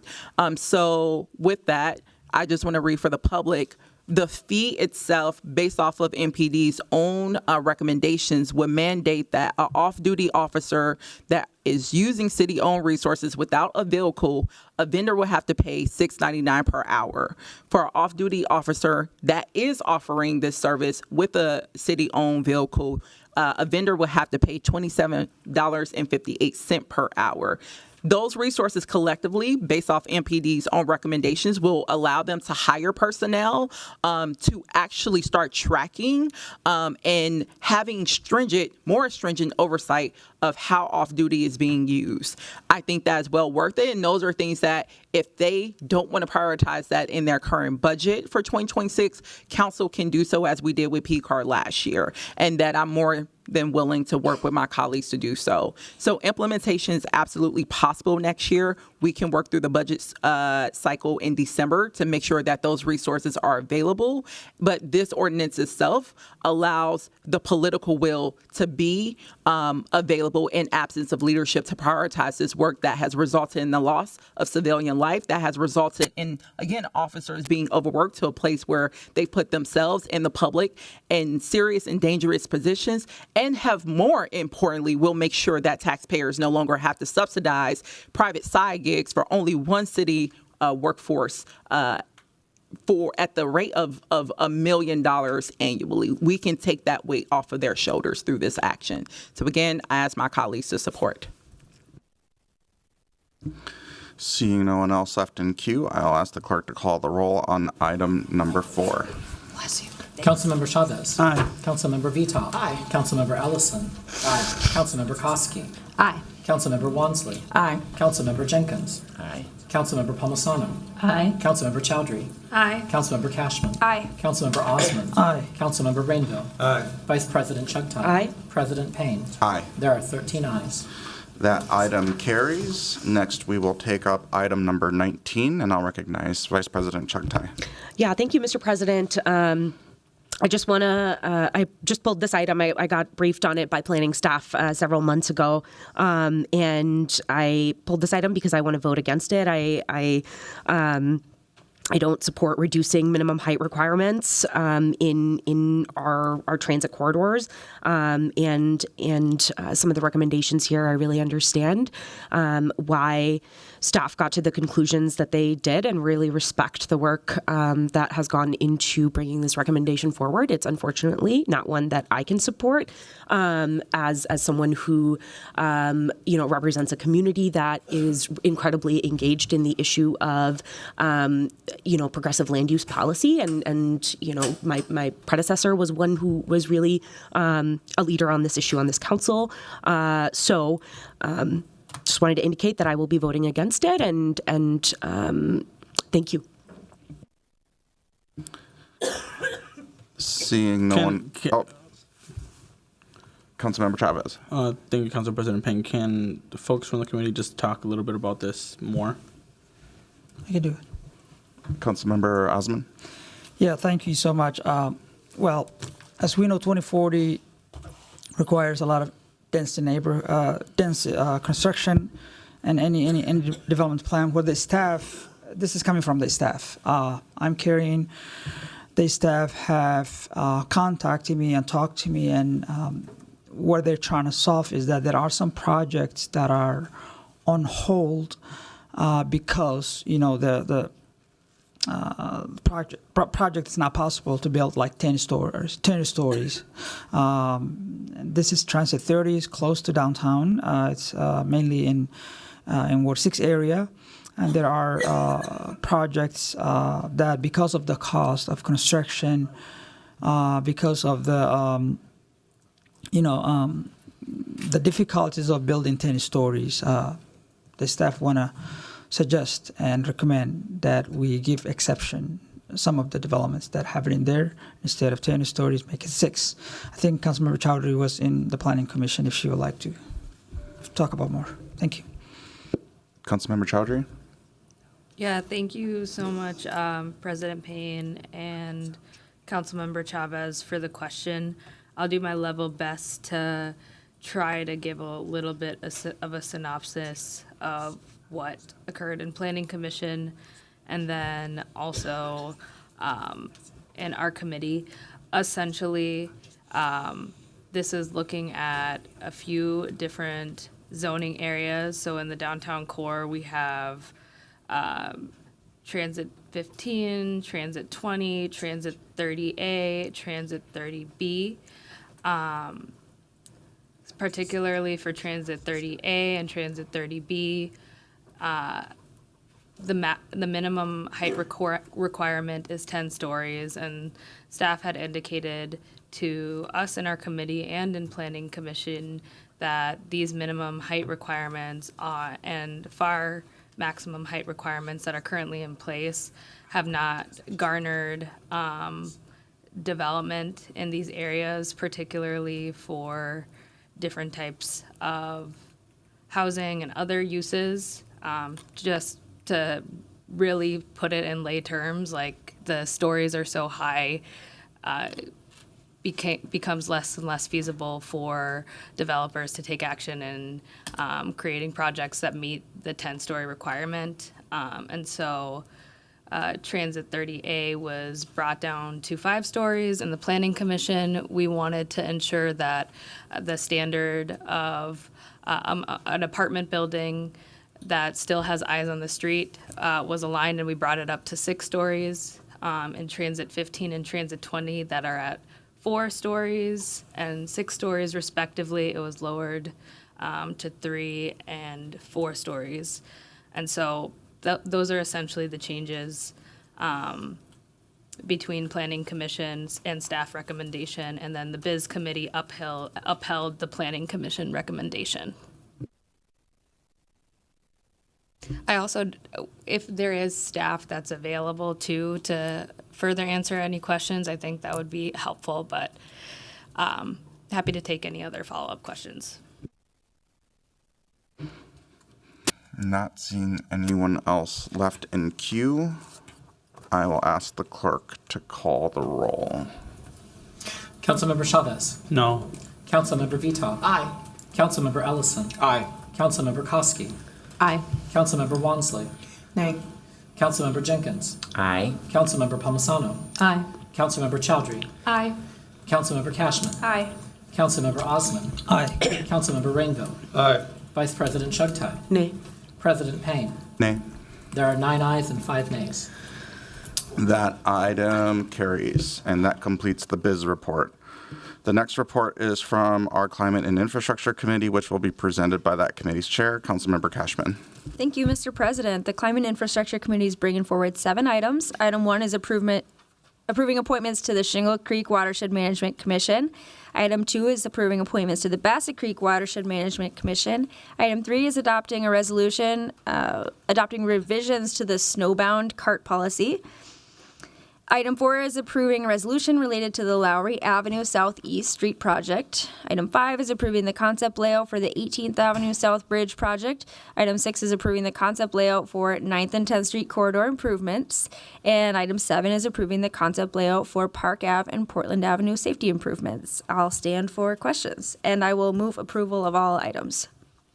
Councilmember Cashman has moved approval of the committee's report. I'll recognize Councilmember Rainville. Thank you. I'd like to move item 6 for a separate vote, please. Councilmember Rainville has moved item 6 for a separate vote and discussion. Any discussion on the remainder of the report? Seeing none, I'll ask the clerk to call the roll. Councilmember Chavez. Aye. Councilmember Vita. Aye. Councilmember Ellison. Aye. Councilmember Koski. Aye. Councilmember Wansley is absent. Councilmember Jenkins. Aye. Councilmember Palmisano. Aye. Councilmember Chowdhury. Aye. Councilmember Cashman. Aye. Councilmember Osman. Aye. Councilmember Rainville. Aye. Vice President Chugtai. Aye. President Payne. Aye. There are 12 ayes. That carries, and we will take up item number 6, and I will recognize Councilmember Rainville. Thank you. I'm going to be voting no Oh, microphone. Thank you. I'm going to be voting no on item 6. I do that because in discussions with staff and with the business community, there's still a lot of unresolved issues coming from Target and how their employees come and go out of their parking ramps, the Building Managers Association, and the developer on Marquette who's going to put a very large building between 9th and 10th. And I think that time still needs to be had. I think all these issues can be resolved. But to move forward at this time, they do not have the confidence, and I'm voting to support their efforts. Thank you. Councilmember Osman.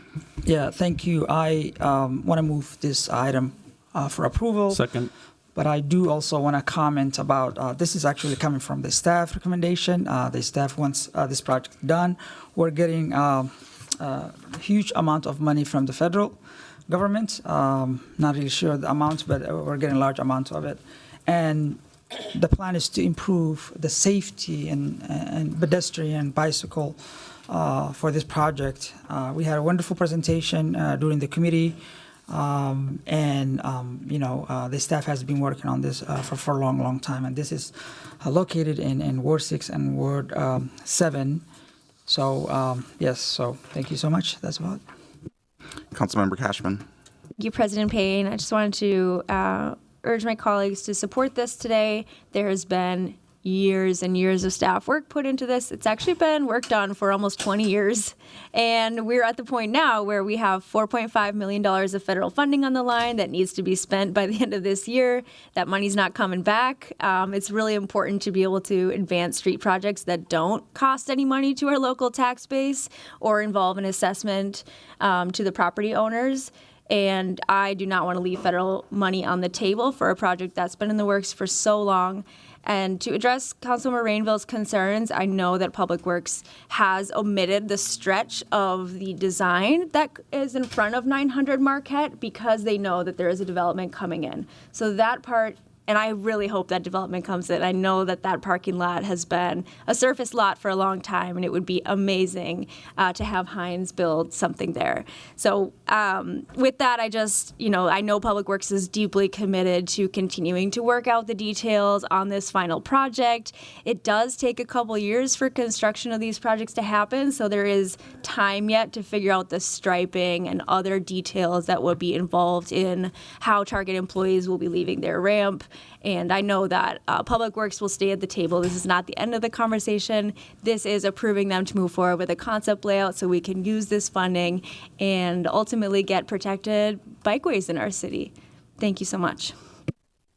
Vice President Chugtai. Yeah, thank you, Mr. President. I'm going to be supporting this item today, and just want to note that something Councilmember Cashman was able to help me better understand about the Climate and Infrastructure Committee report today is between item number 6 and item number 7. So the improvements that are coming on 9th Street South, 10th Street South, Park Avenue, and Portland Avenue combined add something like 10 miles of new bikeways into our city.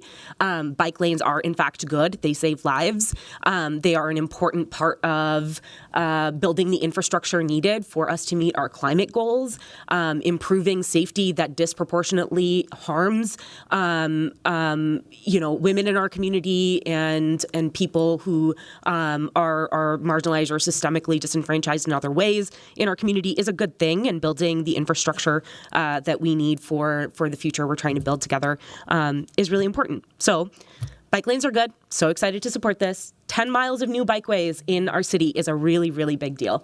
Thank you. Seeing no one else left in queue, I'll ask the clerk to call the roll on item number 6.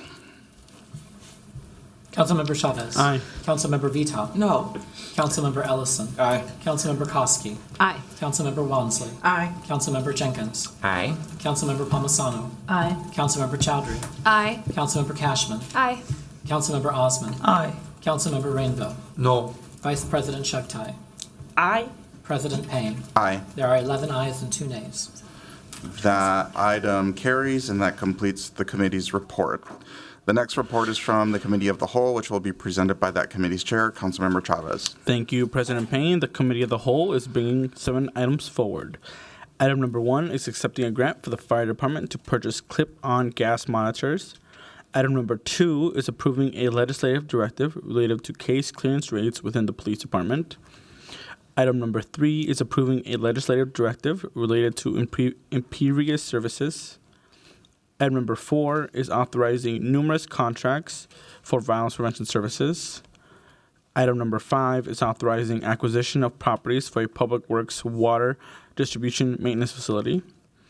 Item number 6 is considering a revision to membership and quorums of various council committees. This item was forwarded without recommendation at our meeting. And lastly, item number 7 is a resolution calling for the Minnesota State Legislature to ban assault rifles and high-cap magazines statewide. With that, I'll move all items forward for approval and pull items number 2 and item number 6 for a separate vote and discussion.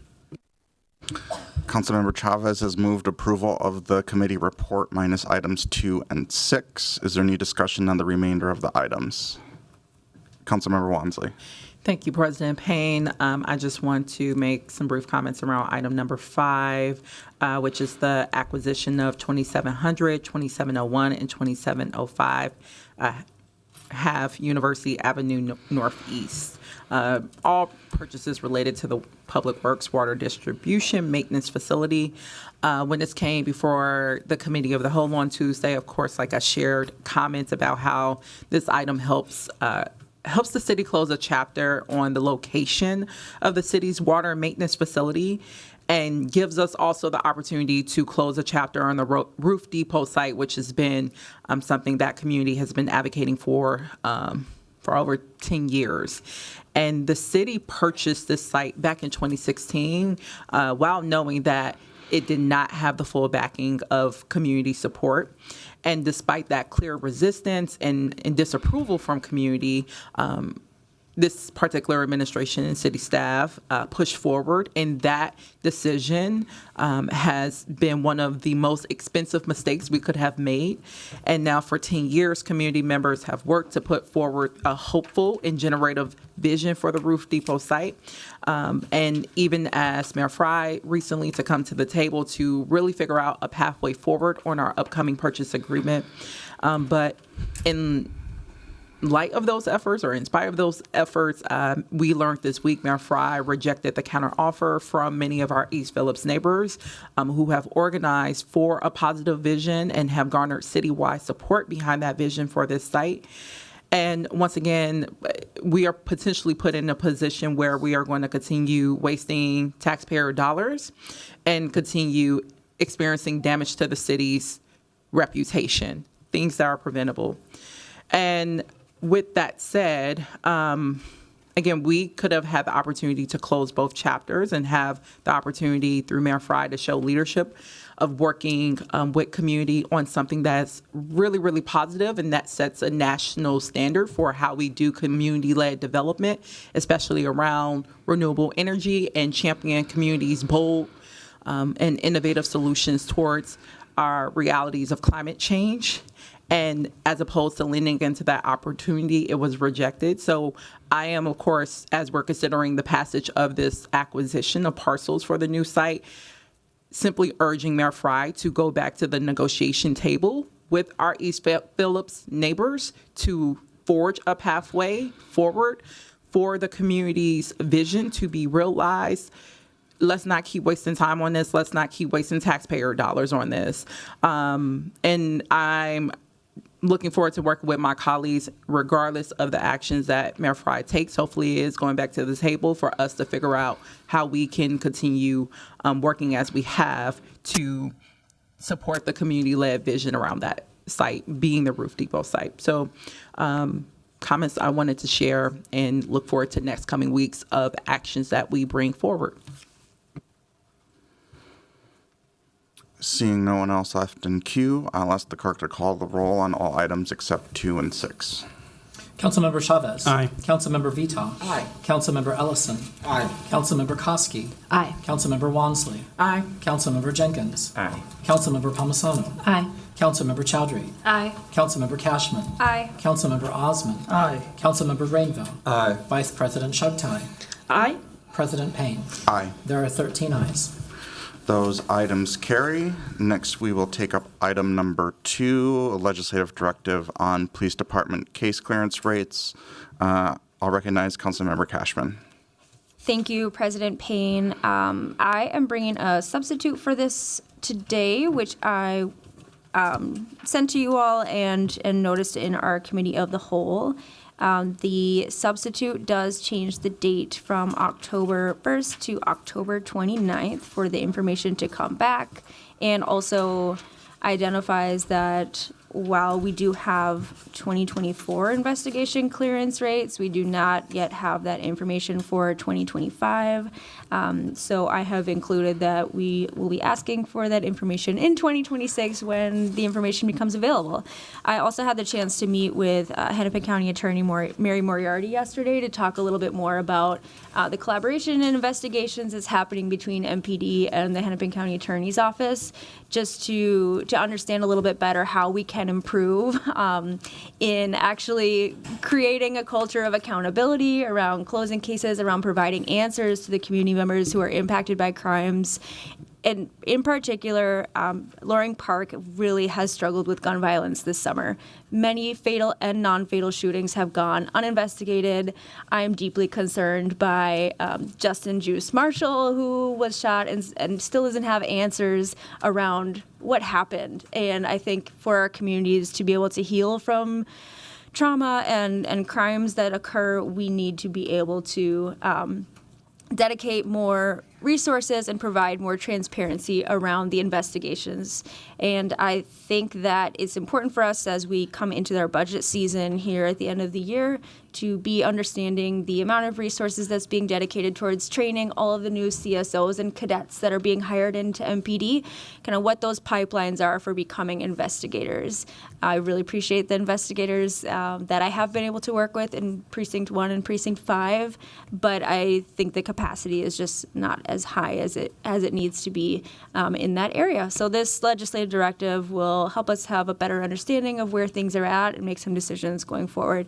And I'll move this substitute for approval. Thank you. Councilmember Cashman has moved this legislative directive as amended for approval. Is there a second? Second. Seeing no one in queue, I'll ask the clerk to call the roll. Councilmember Chavez. Aye. Councilmember Vita. Aye. Councilmember Ellison. Aye. Councilmember Koski. Aye. Councilmember Wansley. Aye. Councilmember Jenkins is absent. Councilmember Palmisano. Aye. Councilmember Chowdhury. Aye. Councilmember Cashman. Aye. Councilmember Osmond. Aye. Councilmember Rainville. Aye. Vice President Sugtai. Aye. President Payne. Aye. There are 12 ayes. That carries, and we will take up item number 6. I will recognize Councilmember Vita. Thank you, President Payne. So this week, we had an item that came before us, and I just wanted to offer, I know we have a lot of paper in front of us, but I have a couple motions here. I just wanted to make sure that I offer a motion that you all should have in front of you around revising committee structure. I had asked, there was a motion that was brought before us by the council president to remove Councilmember Ellison from 2 committees. I simply just asked to be added to those 2 committees as a Northsider. I had no idea that conversation would spark into what it has become in these few weeks. Yes, thank you. I really did think it was going to be a simple, he's off, I'm on. I was just asking for representation for North Minneapolis. There was nothing more than that.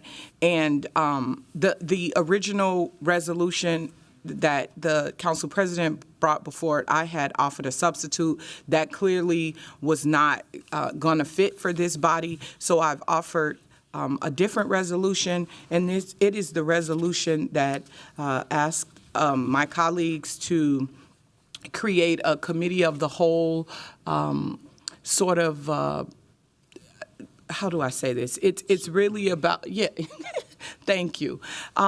So what this does is the structure, it's the last one, I think, in the packet. I don't know how they put the packet together, but it's the VETA substitute resolution that's dated September 11th. And so what this does is it takes us to one day of committee of the whole, and all members will meet on this day. All the business of this council will come before us. We will be equally represented in this structure.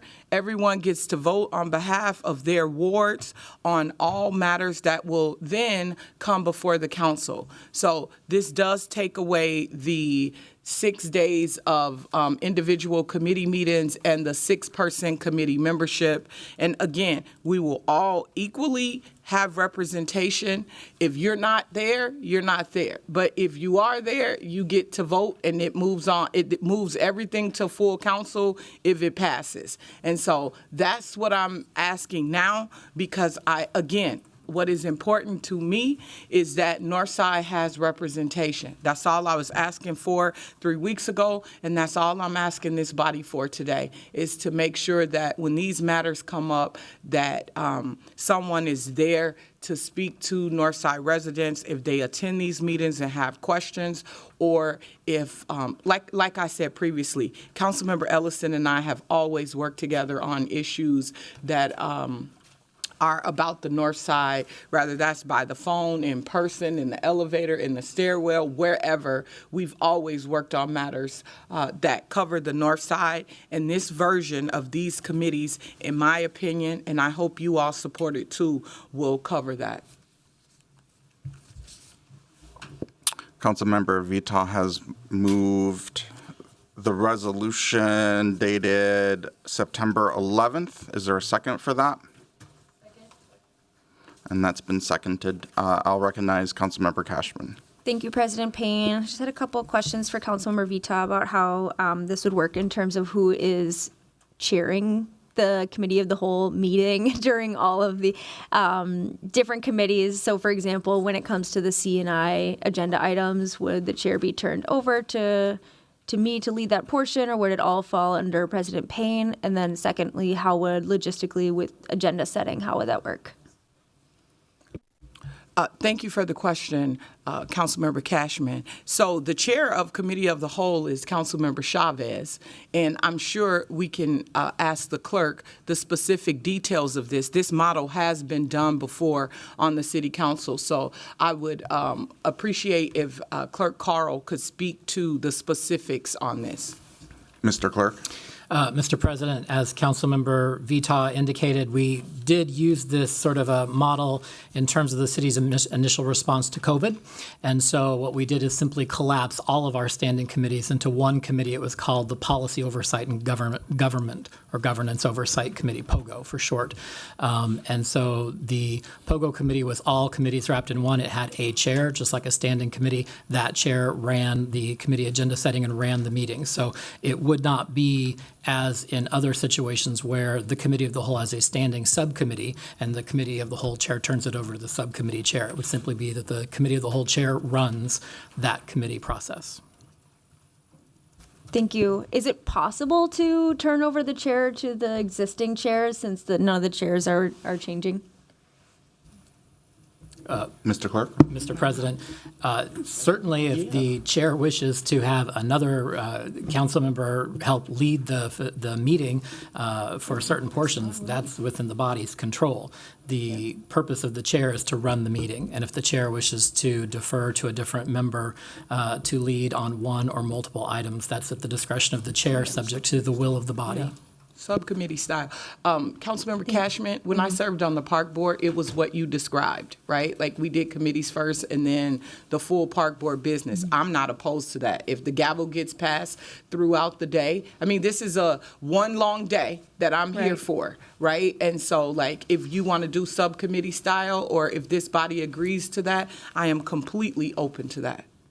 Yeah, I think that would be my preference if we are to go forward with this model, because I still want to be able to lead the work on the Climate and Infrastructure Committee. I don't want that work to just get folded in and get wrapped up and kind of go by the wayside.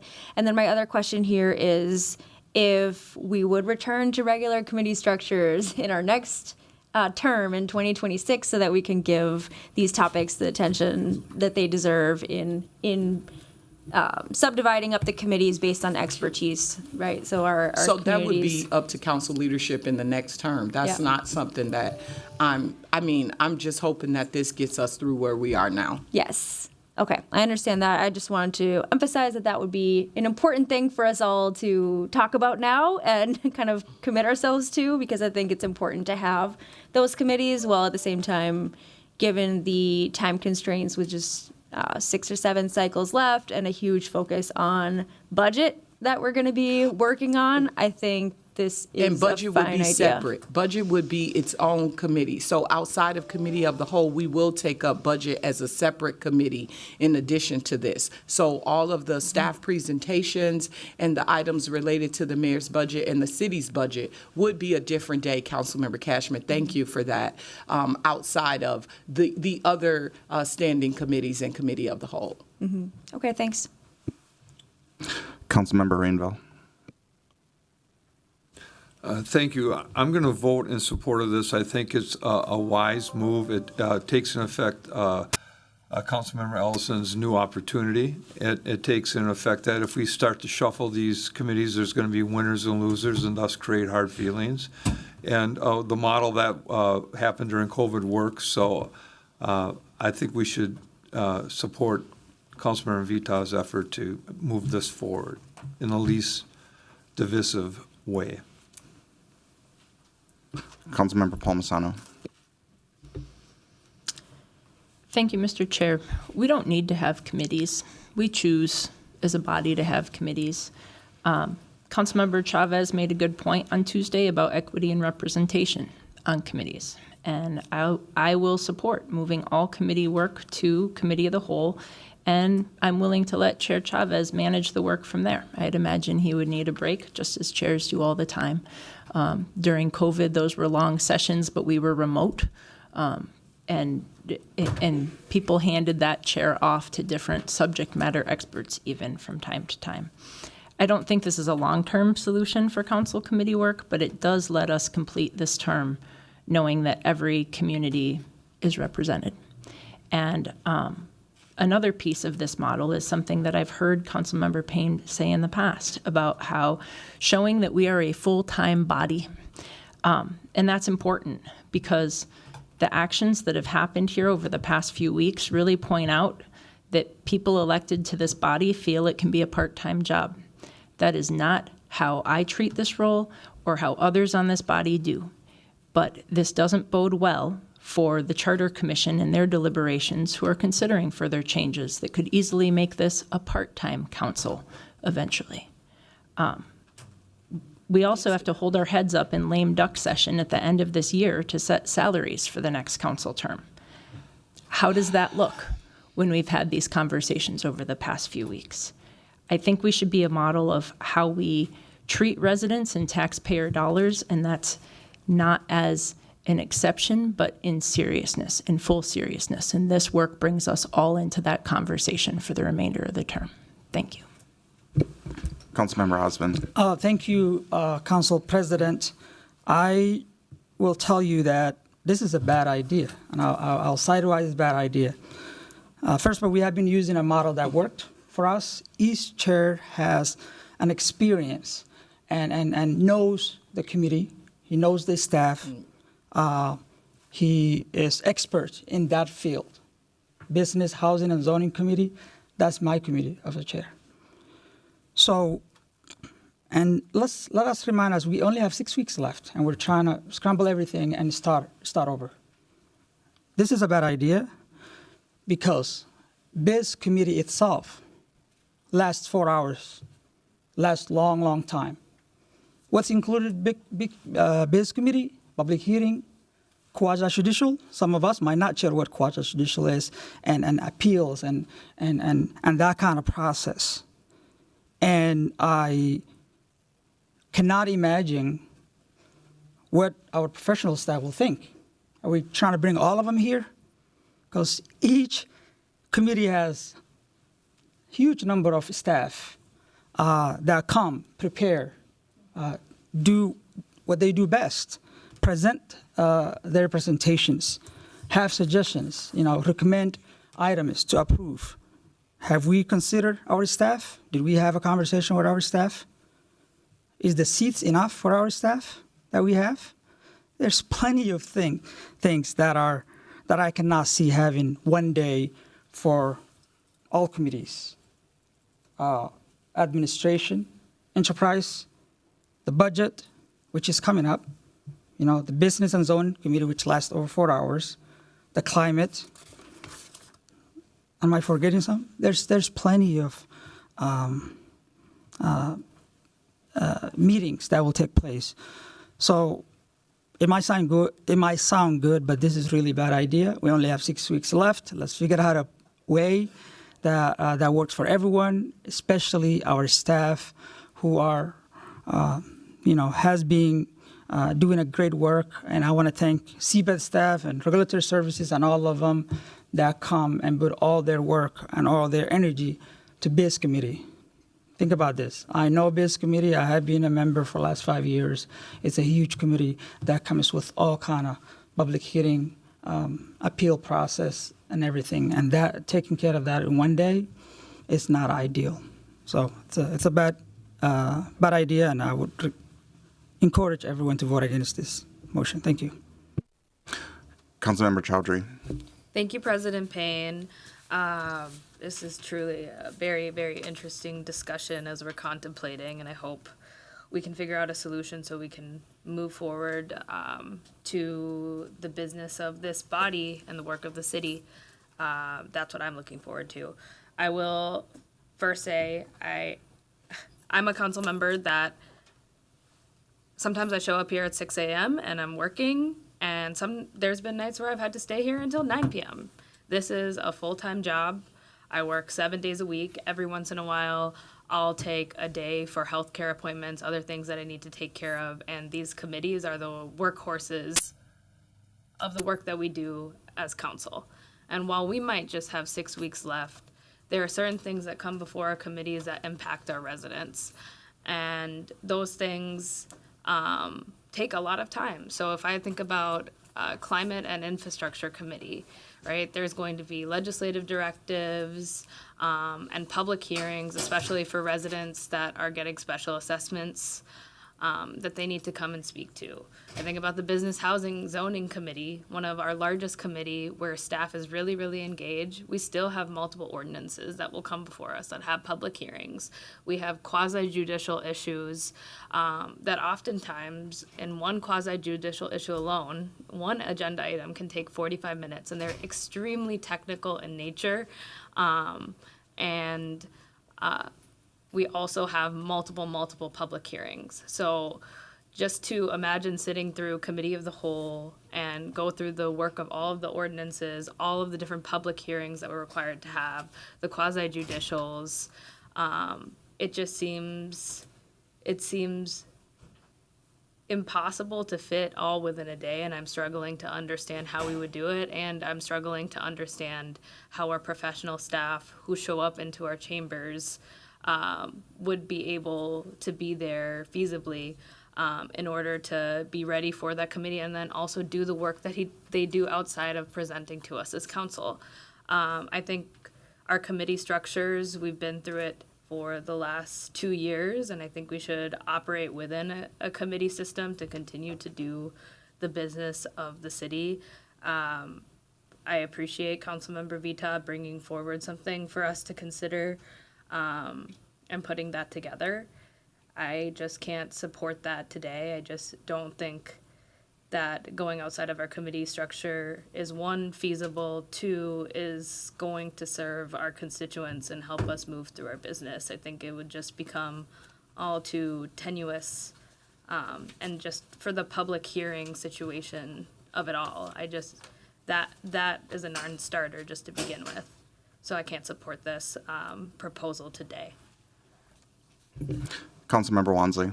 Thank you, President Payne. Councilmember Chaudhry, you shared a lot of concerns that I also had with this proposal and why I won't be supporting it. I know so far the conversation is really focused on biz, which does have substantial items that move through it that takes up significant time from committee members who are a part of it, but I'm thinking of other committees that I also am a part of, such as the Public Health and Safety Committee, also the Administration Enterprise Oversight Committee, whereas I even just read today we had over 20 items for consideration that we do thorough review of in committee. And in addition to that, I know those respective committees and some others actually passed work plans at the beginning of this term to guide the work, legislative work of those bodies. And from those work plans, there were actions put in place, plans put in place. People introduced policies that are moving through the legislative process via our committees, and this plan essentially blows all of that up.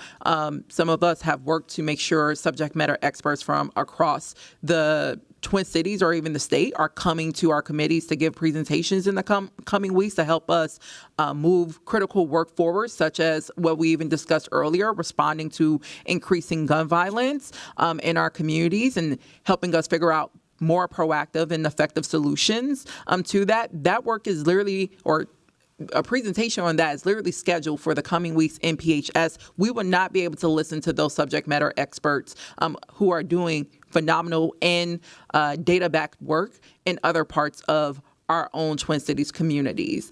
And for me, as who do take the committee process very serious, who takes legislative work very serious, I don't want to bottleneck my work. I wouldn't want to bottleneck or obstruct other people's work who are using our committee processes to advocate for the interests and the needs of their residents in our city as a whole. And I don't see how that alone is taken into consideration in this proposal, and how that also aligns with our equity goals.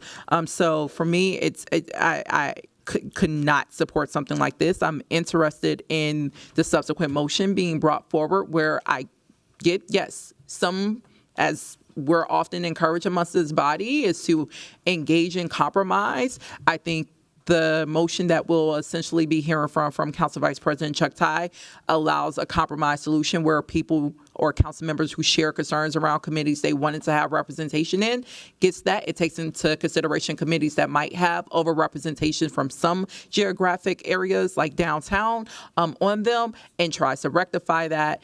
And I would rather see that proceed forward than us just completely pressing the nuclear button on just all of our legislative work and committee structures in this moment when we literally have 6 meetings to go. So I will not be supporting this, but look forward to conversation ideally on the subsequent motion if we're able to get to it. Councilmember Vital. Oh, thank you. I just wanted to state that this is about representation to me, and I've spent the time trying to work through this and make sure that we're all equally represented on what would be now considered the new committee of the whole structure. And also, there's been, Councilmember Wansley brought up the subsequent motion if we get there.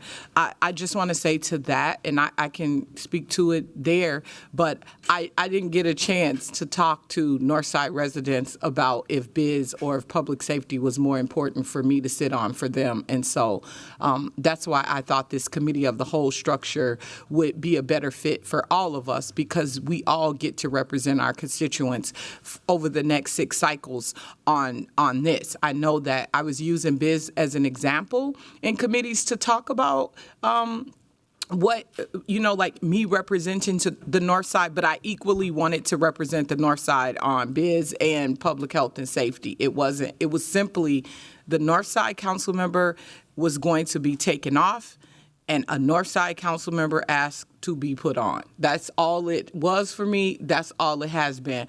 I never, ever thought that would trigger the subsequent motion of us now just kind of moving everybody around and like trying to figure out who will go here versus there and the inequities of all committees. Had I known that, I definitely would have pulled some data on crime stats and thought about who should be on public health and safety versus biz. There's been conversations around, the inequities of 3 council members being on biz that represent downtown. That could be the case for a lot of committees. I haven't had a chance to figure that out. I know some of us deal with crime a lot more than others on public health and safety.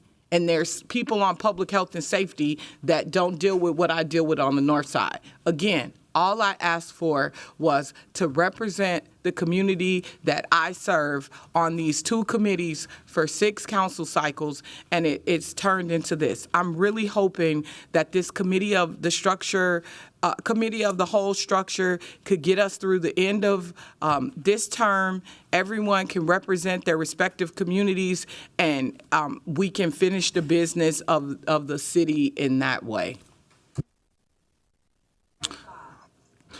I put myself in the queue just to say that I'm not going to support the committee of the whole, and that's largely based on some of the conversations that have already happened here on the dais, just concerns from current chairs who have actually planned out their calendar long ago at the beginning of this term, and those have been pretty stacked meetings.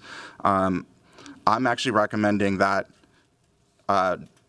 if Councilmember Vital would be willing, it would be to withdraw this, if Vice President Chugtai would be willing to withdraw hers and move forward with the underlying motion, which is keeping Ellison on the biz committee, keeping Ellison on all of his committee assignments, shifting Councilmember Chowdhury to be the vice chair. I'm not going to speak for Councilmember Ellison, but just to say that he's working. He's doing policy work. He's responding to constituents. He's meeting with constituents. And this would be the way that we don't have to do a reshuffle. We don't have to completely rethink the entire concept of committees. We can move forward and finish off this term. I brought this motion forward with the guidance of the clerk and some of the wisdom that he's brought from multiple cycles of this.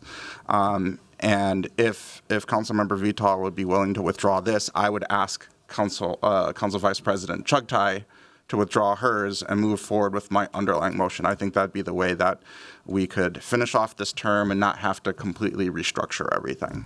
Absolutely not. There you go. Councilmember Koski. Thank you, President Payne. With all due respect to everyone, I think we have completely, radically overcomplicated this. And the things that I am hearing is that loud and clear is that Councilmember Vita would like to represent the North Side, and she stood up and said, I will be a representation and add more work to her schedule, more time, and do the committee assignments that Councilmember Ellison had. I heard earlier this week that Councilmember Ellison was open to that, so I'd like to hear if that is the case, that if Councilmember Vita were to sit on your assignments on biz and public health and safety, if you are amendable to that. I'm also in queue, so I'm happy to wait to answer that. But I think it's a great question. Thank you. I mean, I'd be happy if you could just answer that now. Cool. Yeah. No. I'll make my full statement now. First, I'll say that I've looked at the 2 committee structures that have come before. Councilmember Vital's is acceptable to me. If it doesn't pass, then I'll support Councilmember Chugtai's as well. As far as the original proposal from Councilmember Vita to just replace me on the committee, we talked about that. We did. Her and I discussed that. And I'd say that on my time on the committee, I think that would be fair to say that some of the most contentious items that I've had to represent and defend, whether they be tricky quasi-judicials that we've had to resolve, or Upper Harbor Terminal, they've been in Ward 4. Right, and so when we talk about our ability to collaborate as Northside representatives, that's what we're talking about, right? Not that she's going to step in and represent Ward 5, or I've been sitting here wholly representing Ward 5, but that we collaborate on Northside issues. And so I see no reason that could not occur with her on the committee. Here's the one thing that we also discussed that I think is really, really important. It's that fundamentally, as a council member, when I think about good governance, I am against us holding up items in committee and them never reaching full council. Totally against it. And we've seen that happen on committee sometimes, and there are times when I've had items that I don't agree with, that I plan to vote against and whip votes against at full council, but have supported them moving out of committee without recommendation, so that they can at least get before full council. I don't think it's correct for us to hold items hostage in committee. That's my position. We talked about that, and I got and I hope it's okay to say that I got a commitment from Councilmember Vital that, hey, look, we're not going to be holding items hostage in the council meetings. The other thing that I want to express that I think is really important to talk about is that when I watched the Cal meeting the other day, the one thing that frustrated me was that if I felt, and people can give their own perspective, I felt that my committee chair essentially tried to ask that. Councilmember Ellison has an ethos of making sure things get discharged from committee. Are you going to carry that same ethos? And I think that his meaning and intention in asking that question got really misconstrued. And so that's a position that I have. That's an issue that I took. If people didn't understand what Councilmember Osmond was asking in that moment, I think seeking clarity without accusation would have been the operative move there. And so that was how I took that, and I would love a little bit of discussion around that. But at its face, given the conversations that we've had, yeah, let's not hold things hostage in committee. If you disagree with them, forward them without recommendation, and vote against them, whip votes against them, work to defeat them at full council. That's my position. There are a lot of things that happen on this dais and in this body that aren't always ideal, right? Sometimes we question. Sometimes we're wrong about things. Sometimes we are, didn't do our full reading. Right? I don't expect this council to be smart 100% of the time. I don't expect this council to be 100% correct 100% of the time. The one thing that I do expect is for us to not, again, assign motive, which is what I felt like happened to Councilmember Osmond the other day when he asked that question, and I don't expect us to weaponize. However clunkily you thought that the question was asked, in a way that to me came off as inappropriate, outside of council rules, even, I'm not saying with intent, but even veering in practice into xenophobia. I didn't appreciate how the discussion unfolded. So that's my piece. I'll set that down. But at its face, Councilmember Vital and I, we don't agree on everything.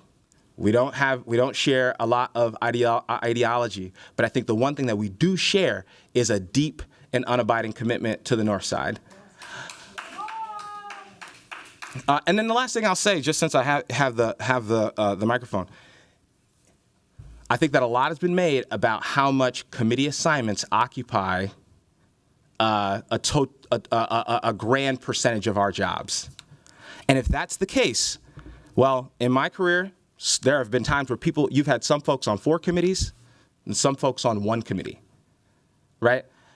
Does the person on 1 committee, are they less of a council member? So it's never been articulated that way. And so I think a lot has been made about sort of the total percentage that committee assignments take up in our job. And I think that is inappropriate and bad faith as well. And I think that we should move forward understanding that everybody's here doing their job, that everybody on this dais is doing their job full time, and that we shouldn't operate with any other assumption.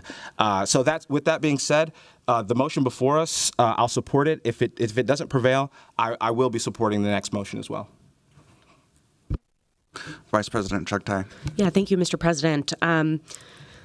I want to start with this incorrect characterization that that committees take dispositive actions on any item that comes before them. Ultimately, committees make recommendations to this body. All 13 of us vote on every single item that comes before this body. We take final action. That is presented to the mayor.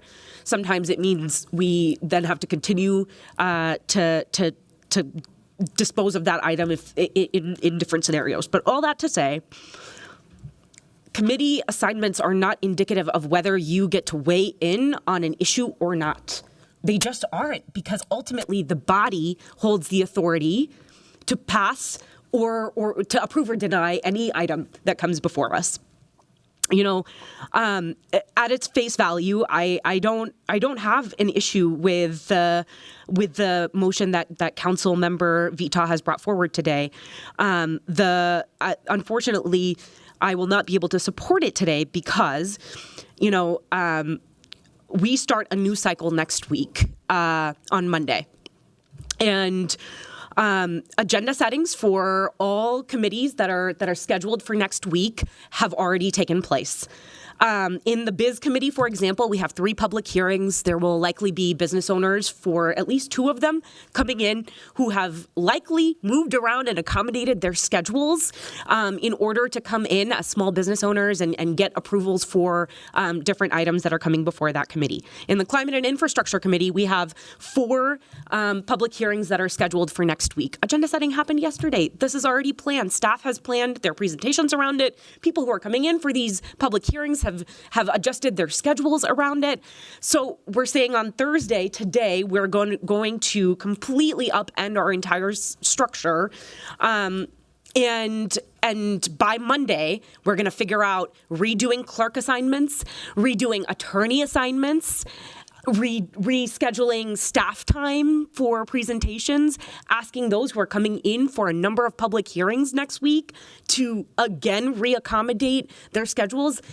I don't think that is fair, and I think that the burden rests on us as the leaders of this body, or as equal members of this body, to do the hard work of figuring out how we move our structure around to continue to provide the same type of consistency we have throughout this entire term for how agenda settings are operating, how clerk assignments are operating, how attorney assignments are operating, and how staff are foreshadowing and preparing for the final items before the end of this term.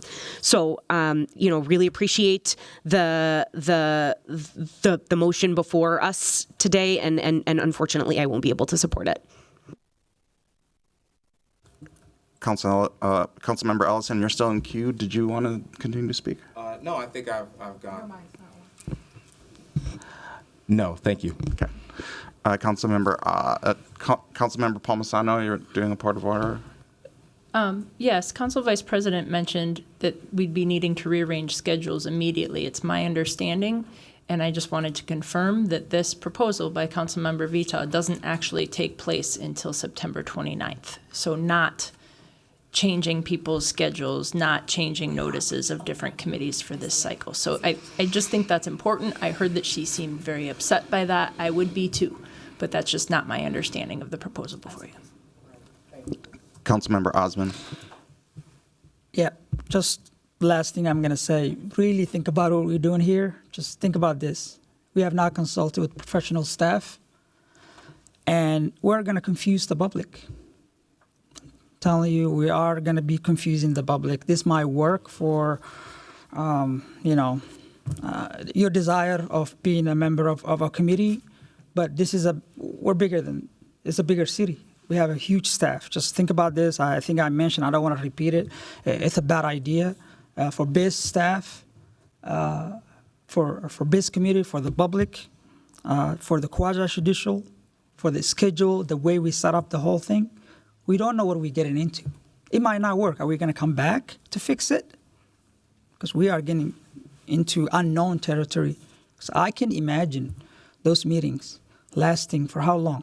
12 hours. I don't mind being here, but is the staff going to be here? People got to babysit to pick it up. They got lives, you know. They have planned there throughout the year, and we have huge number of people that come through that door for public hearings. So just think about what we're voting for. Of course, I will be voting against, and I hope it doesn't pass. Thank you.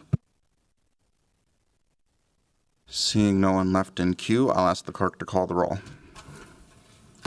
Councilmember Chavez. No. Councilmember Vita. Aye. Councilmember Ellison. Aye. Councilmember Koski. Nay. Councilmember Wansley. Nay. Councilmember Jenkins is absent. Councilmember Palmisano. Aye. Councilmember Chowdhury. Nay. Councilmember Cashman. Aye. Councilmember Osman. No. Councilmember Rainville. Aye. Vice President Chagtai. Aye. President Payne. Nay. There are 6 ayes and 6 nays. That item fails. We are back on my underlying motion unless some Vice President Chagtai. Thank you, Mr. President. I would like to bring forward a substitute motion, colleagues, that is before all of you today.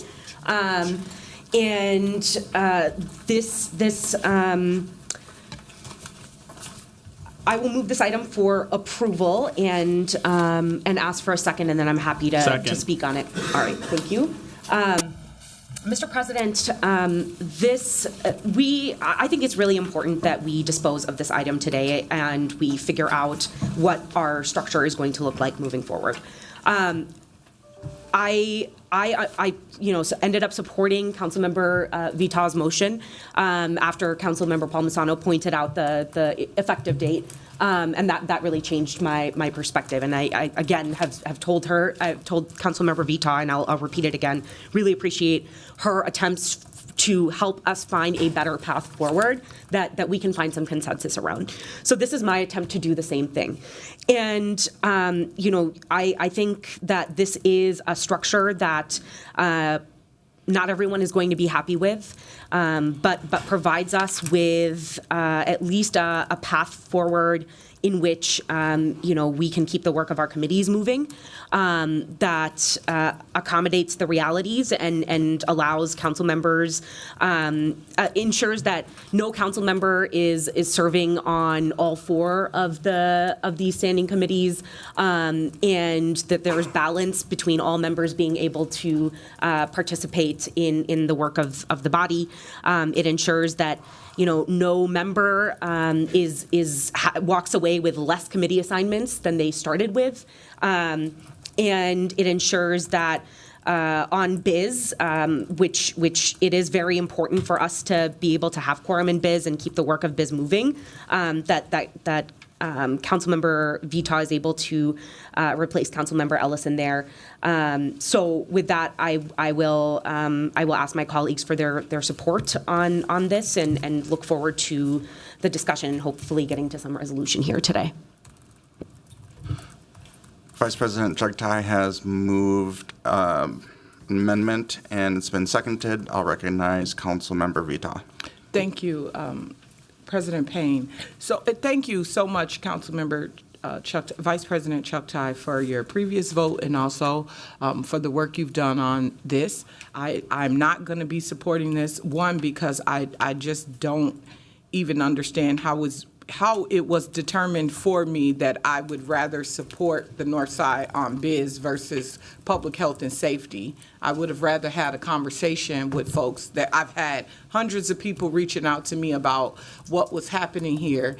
And I would have loved to, even done a survey and say, which committee would you rather see me on versus it be selected for me. I think, what happened was I was referencing biz over the past few weeks. And so somehow it's been selected for me. That I would rather be on biz than public health and safety, and I don't like that, and I'm sure the North Side wouldn't appreciate that. So that's one of the reasons why I can't support it. And the second one is Councilmember Rainville is being taken off of biz for me, and then I'm being put on biz. That I don't even know where that comes from or like how that conversation is even in play with this. And then the idea of, I know the conversation came up about the inequity of three downtown council members being on biz. And the math ain't mathing for me, but I get like where this is going. But I would have loved to do some research on who should be on public health and safety versus, like whose wards has public health crises, whose ward has the most public safety issues. I mean, I can guarantee that wards 4 and 5 are going to be at the top of the list when it comes to public health disparities. Wards 4 and 5 are going to be at the top of the list. When I joined this council, my ward was leading in violent crimes and so many other things. So I would have loved to have time to sort through that data. Maybe I don't belong on some of the other committees if we took the time to actually research who's on committees and who's not. So I can't support that because of this. I can't go back and say, I am voting for this because my colleague said you can go on that committee versus this committee when that was not the goal here. The goal was actually to represent the North Side on those committees as they have been this entire term by Councilmember Ellison. Councilmember Ellison, I appreciate the conversation that you had on the dais around what you and I talked about. What I felt like in that moment, what Councilmember Osmond asked of me is not what was interpreted by the North Side, and it definitely isn't what was interpreted by me. The conversation that was had up here was literally, I will vote for you if you do what I say. I can't tell you anybody on the North Side who's going to agree to that, and definitely not me. And so I wasn't going to say yes to that. I didn't even understand the question at that time. And so for that, the conversation is documented, and interpretation is interpretation.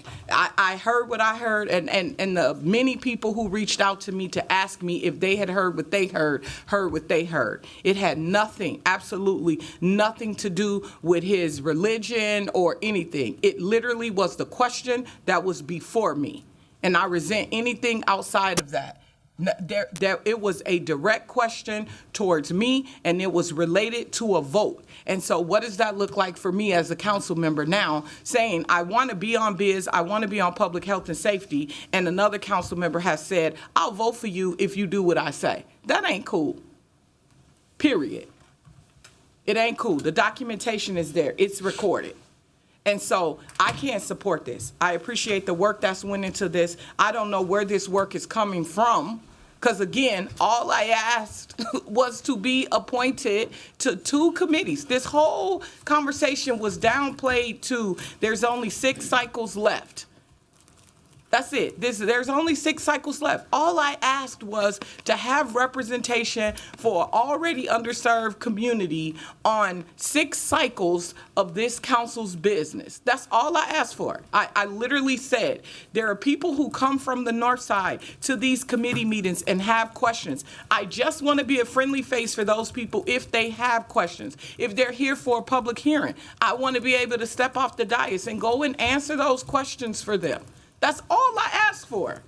I did not ask for, and I welcome the conversation with Councilmember Ellison about moving things and making sure. That's happened. It just happened to me a month ago with Upper Harbor Terminal. I understand that. That's not where there was no contention with us on that.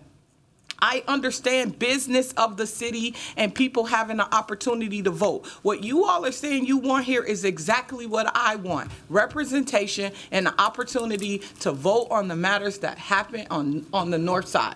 That was it. That was all. And it's turned into now I'm going to get on the committee and then Michael Rainville is going to be taken off the committee. There's no basis for taking him off of this committee. He represents a ward that is downtown is 50% of the business in our city. So if 50% of the council members are represented on the committee, could we go back and actually do the math and not make up figures in our head to I don't even know where that conversation is coming from, or like, does Councilmember Rainville have more businesses in his ward than Councilmember Cashman? Should she be the one that's not on this committee instead of Rainville? I don't know. Does he have more business in his ward than Osmond? Should he have not been the chair? I don't know. No one's ever done figures to figure out who should be the chair of a committee or the vice chair of a committee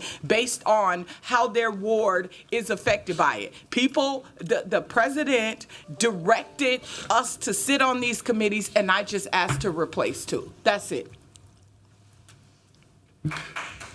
Councilmember Rainville. The first I heard of this was this morning, so I'm kind of shocked, and I'm trying to think through what this means to me. Of course, I take it very personal. It's an affront to me. You're trying to be mean to me. And I want you to understand, I represent the ward that has the most sales tax revenue, the most license and permits.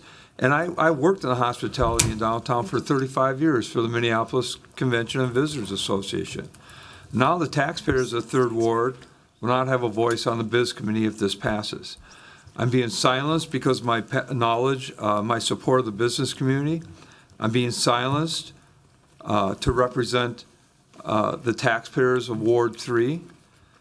And I've been fortunate to have lived in the city all my life and seen council leadership in action on past councils, leadership that consulted with colleagues before they tried to take them off committees, leadership did not silence their colleagues for representing the voices of Ward. I'm proud of the vote I took that I'm being taken off for on that commercial 60-day notice.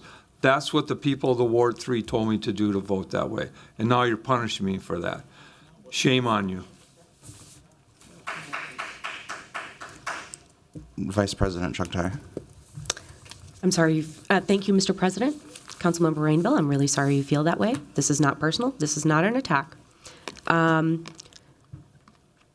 Colleagues, we have spent a lot of time, hours and hours in committee over, and as a body, over the last 2 cycles, deliberating this issue. I get it, democracy is messy, but it is time for us to find consensus and get back to the critical work that we have to continue doing on behalf of the residents of our city. So with that, I'm going to call the question. Vice President Chuck Tai has called the question. Is there a second? I'll just remove myself. We can take a vote on substantive. Yeah. Great. I'm happy to withdraw my motion if no one else is in queue then, and we can just vote on the motion. All right, we will move forward with the Vice President motion on the committee structure, and I'll ask the clerk to call the roll. Councilmember Chavez. Aye. Councilmember Vito. No. Councilmember Ellison. Aye. Councilmember Koski. Nay. Councilmember Wansley. Aye. Councilmember Jenkins is absent. Councilmember Palmisano. No. Councilmember Chowdhury. Aye. Councilmember Cashman. No. Councilmember Osmond. Aye. Councilmember Rainville. No. Vice President Chuck Tai. Aye. President Payne. Aye. There are 7 ayes and 5 nays. That carries, and that completes the biz report. Finally, we have the Intergovernmental Relations Committee, which will be presented by that committee's chair, Councilmember Chowdhury.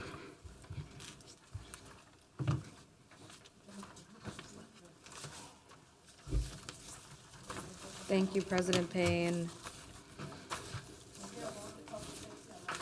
The Intergovernmental Relations Committee is bringing forward 1 item for approval.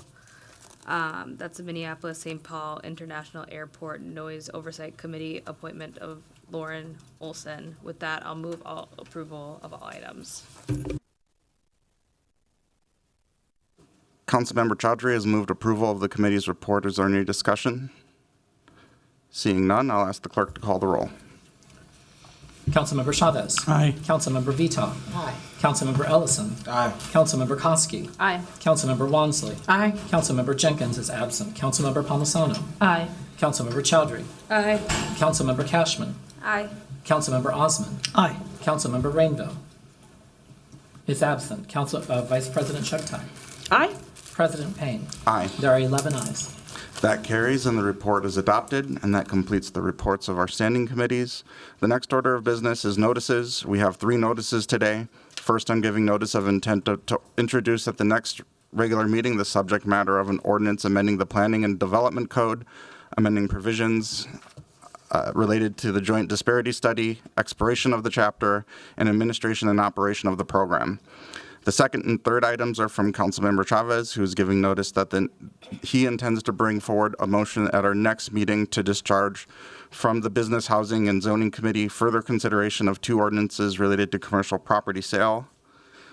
Next, Councilmember Chowdhury gives notice of intent to introduce at the next regular meeting of the City Council the subject matter of an ordinance amending Title 15, Chapter 393 of the Minneapolis Code of Ordinances related to offenses, miscellaneous, weapons, enacting regulations on components, possession, storage, and use of firearms.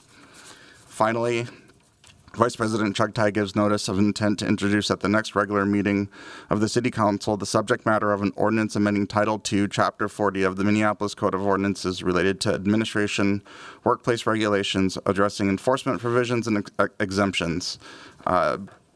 Those notices, are there any questions or discussion on those notices? Those notices are hereby given and no further action is required at this time. The next order of business is the introduction and referral calendar. We have 2 items on the agenda today. First, pursuant to notice, Councilmember Palmisano moves to introduce the subject matter of an ordinance amending the administration code for first reading and referral to the Committee of the Whole by repealing Chapter 36 in whole to allow for the creation of an arts commission consistent with appointed boards and commission reforms and adding Section 43.50 relating to funding for public art. Second, pursuant to notice, Councilmember Palmisano moves to introduce the subject matter of an ordinance amending the administration code for first reading and referral to the Committee of the Whole by repealing Chapter 35 in whole to allow for the creation of a capital long-range improvement committee consistent with appointed boards and commission reform. May I have a motion to approve those introductions? So moved. Second. Is there any discussion? The clerk will call the roll. Councilmember Chavez. Aye. Councilmember Vitaw. Aye. Councilmember Ellison. Aye. Councilmember Koski. Aye. Councilmember Wansley. Aye. Councilmember Palmisano. Aye. Councilmember Chowdhury. Aye. Councilmember Cashman. Aye. Councilmember Osmond. Aye. Vice President Chugtai. Aye. President Payne. Aye. There are 11 ayes. That motion carries, and those matters have been referred to the appropriate committees. The next order of business is resolutions. We have 4 resolutions on our agenda today. Are there any questions or comments from council members? May I have a motion to adopt the resolutions? So moved. Second.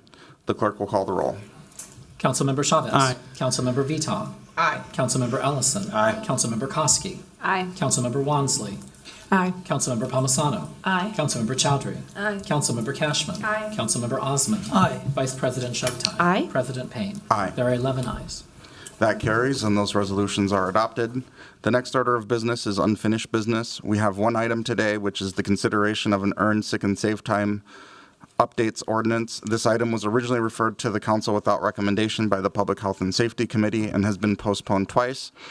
I will see if either the chair of Public Health and Safety or the author, Councilmember Palmisano, would like to speak to this item or make a motion.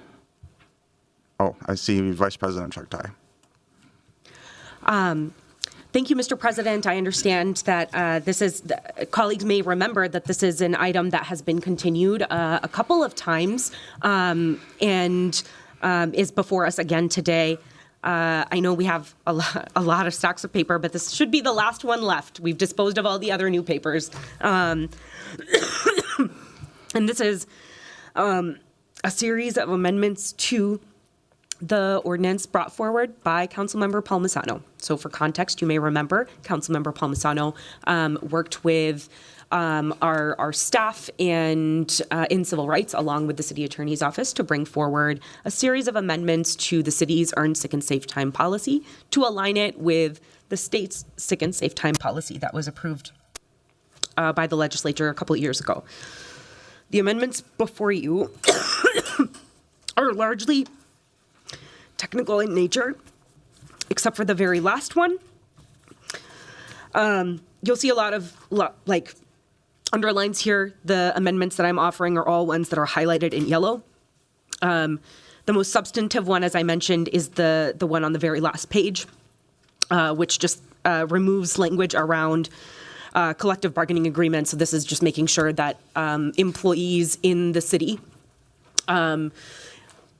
who are covered by collective bargaining agreements, and that doesn't just mean the city enterprise, but within our broader community, have the same minimum rights to earn sick and safe time that every other employee has. But beyond that, most of these other changes, or all of these other changes, are largely technical in nature. You may remember there were a few more substantive changes to this policy that I was hoping to make, and out of respect for the tremendous amount of patience that Councilmember Palmisano has had to complete this work instead of continuing to delay it cycle after cycle. I wanted to bring forward the changes that we were able to work out with the City Attorney's Office, and we'll continue to work on the outstanding pieces. That was a part of the notice that I brought forward today. I'm happy to answer any questions, but I will move my amendments for approval and ask for the body's support. Vice President Chagdai has moved approval of the amended ordinance. Is there a second? Second. Councilmember Palmisano. Thank you, Mr. Chair. Thank you, Council Vice President Chugtai. I feel strongly that we need to move this forward, and it provides our staff to enforce a higher and consistent standard for safe and sick time regulations, similar to state law. It's important because it provides consistency and clarity for workers all across Minneapolis, and that doesn't exist today. I feel strongly it's important to have one set of rules for employers to follow and for employees to understand. Vice President Chugtai previously agreed to continue working on her larger body of work that she'd like to add, and I appreciate her separation of these two pieces. I understood there might be small changes brought forward today that didn't substantively change the intent of this ordinance. This was a dense and complicated set of changes to begin with. There are so many changes here, as you see in the document. But I am curious, and just in a friendly way, to ask about these changes, what the purpose is of moving the effective date back to December 31st, when city staff is ready to enforce these ordinances. And I would like our city staff to be able to enforce these ordinances and benefit workers in Minneapolis immediately. Yeah, thank you. Mr. President, if I may, through the chair, thank you for that question, Councilmember Palmisano. This was you remember we had that ward week over Labor Day here. This was a policy that was supposed to be passed at this point over a month and a half ago. And so the moving of the effective date was just to accommodate for when this policy was initially supposed to be passed and the time between passage and implementation, and just moving that back and allowing staff time to make sure everything is ready to go for implementation, especially as it relates to the collective bargaining issue that was struck out all the way at the end, and just giving folks some time to be ready to enter into appropriate agreements to be in compliance with our local laws. So, Mr. Chair, Madam Vice President, with all due respect, I don't know that that's necessary. I have not, because this was just given to me this morning, I have not even had a chance to ask city staff if they would be ready, but I do see Mr. Kane in the audience, and I'd be curious if he would be willing to opine on whether or not, given these delays, is it necessary to delay the implementation of this, or could we do that with its original start date of October 1st, I believe? And Councilmember, I'm not sure if you saw it, like the city attorney also got in queue, so I don't know if you want her to address your question. I'll call on Madam City Attorney. Thank you, Council President, Council members. So this was actually our recommendation to move the effective date. There in the Chugtai amendments, there are some new enforcement authorities, both in terms of administrative fines to the city and administrative penalties to employers.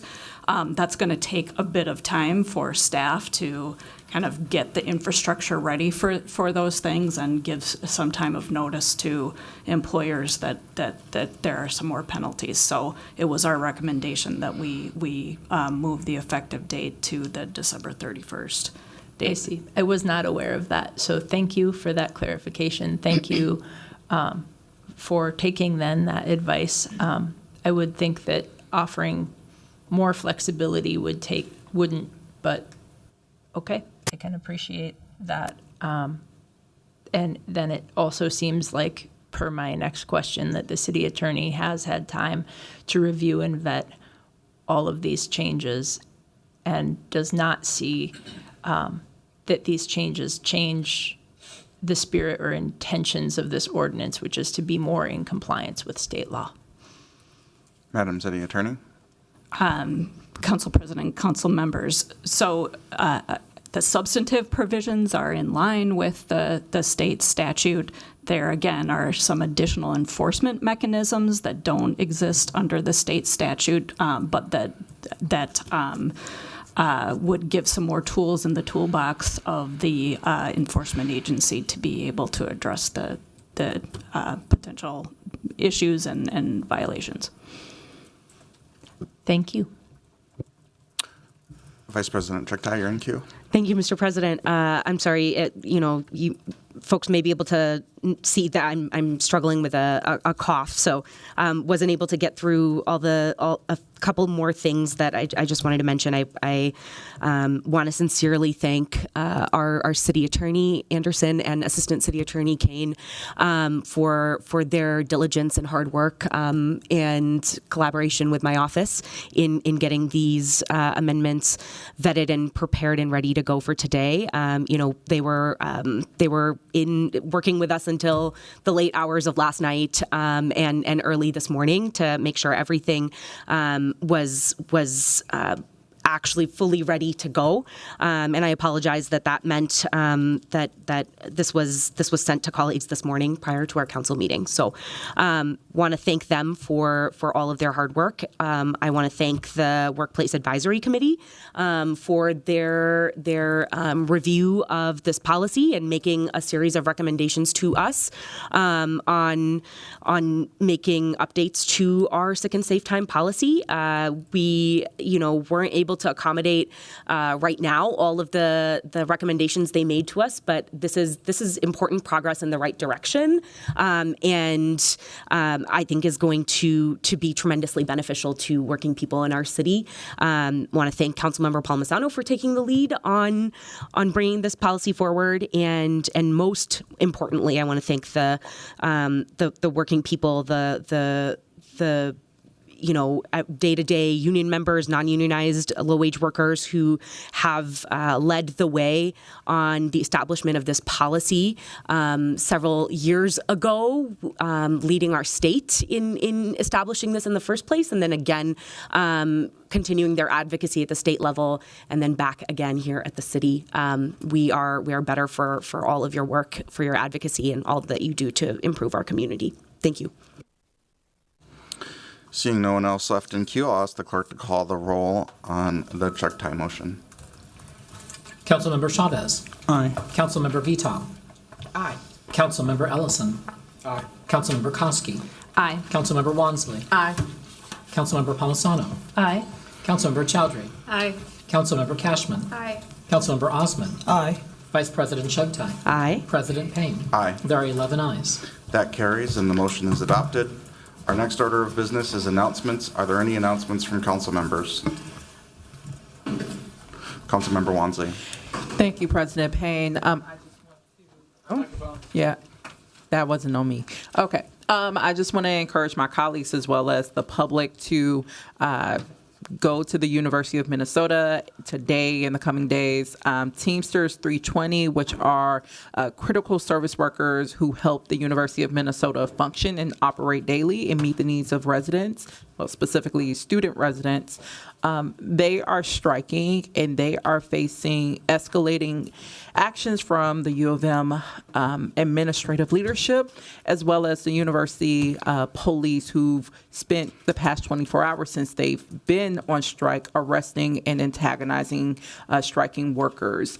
So those workers could really use the support of their local elected officials or all elected officials. And I know many of us are used to doing that. Many of us walked the picket lines when MFE or our educators went on strike several years ago. Same with our nurses and many other unions who've had to take the unfortunate action of striking in order to get their needs met. And Teamsters 320 is advocating for a fair contract. There are some of the lowest paid workers at the University of Minnesota, also some of the most diverse workers at the University of Minnesota, and deserve to work in a place that honors their dignity and does so through compensation, while also not creating hostile work environments that have deeply impacted workers of color at the U. So again, they're doing 24/7 picket lines, specifically at the East Bank campus. Encourage you all to go out and show your support. Councilmember Vita. Today is September 11th, and we all remember the tragedies of September 11, 2001. Over nearly 3,000 lives were lost in the terrorist attacks. It's a day to reflect on the impact of those events and acknowledge the resilience of those who survived and that helped. Law enforcement, first responders. So I would like for us all to take a moment of silence in remembrance of September 11, 2001.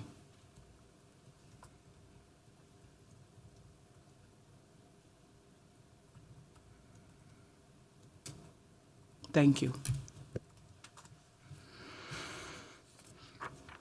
Seeing no one else left in queue, we've completed our business today, and with nothing further to come before the council, and without objection, this meeting is hereby adjourned.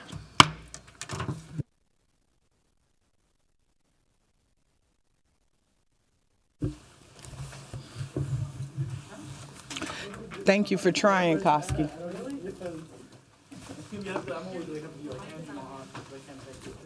What'd you say? Oh.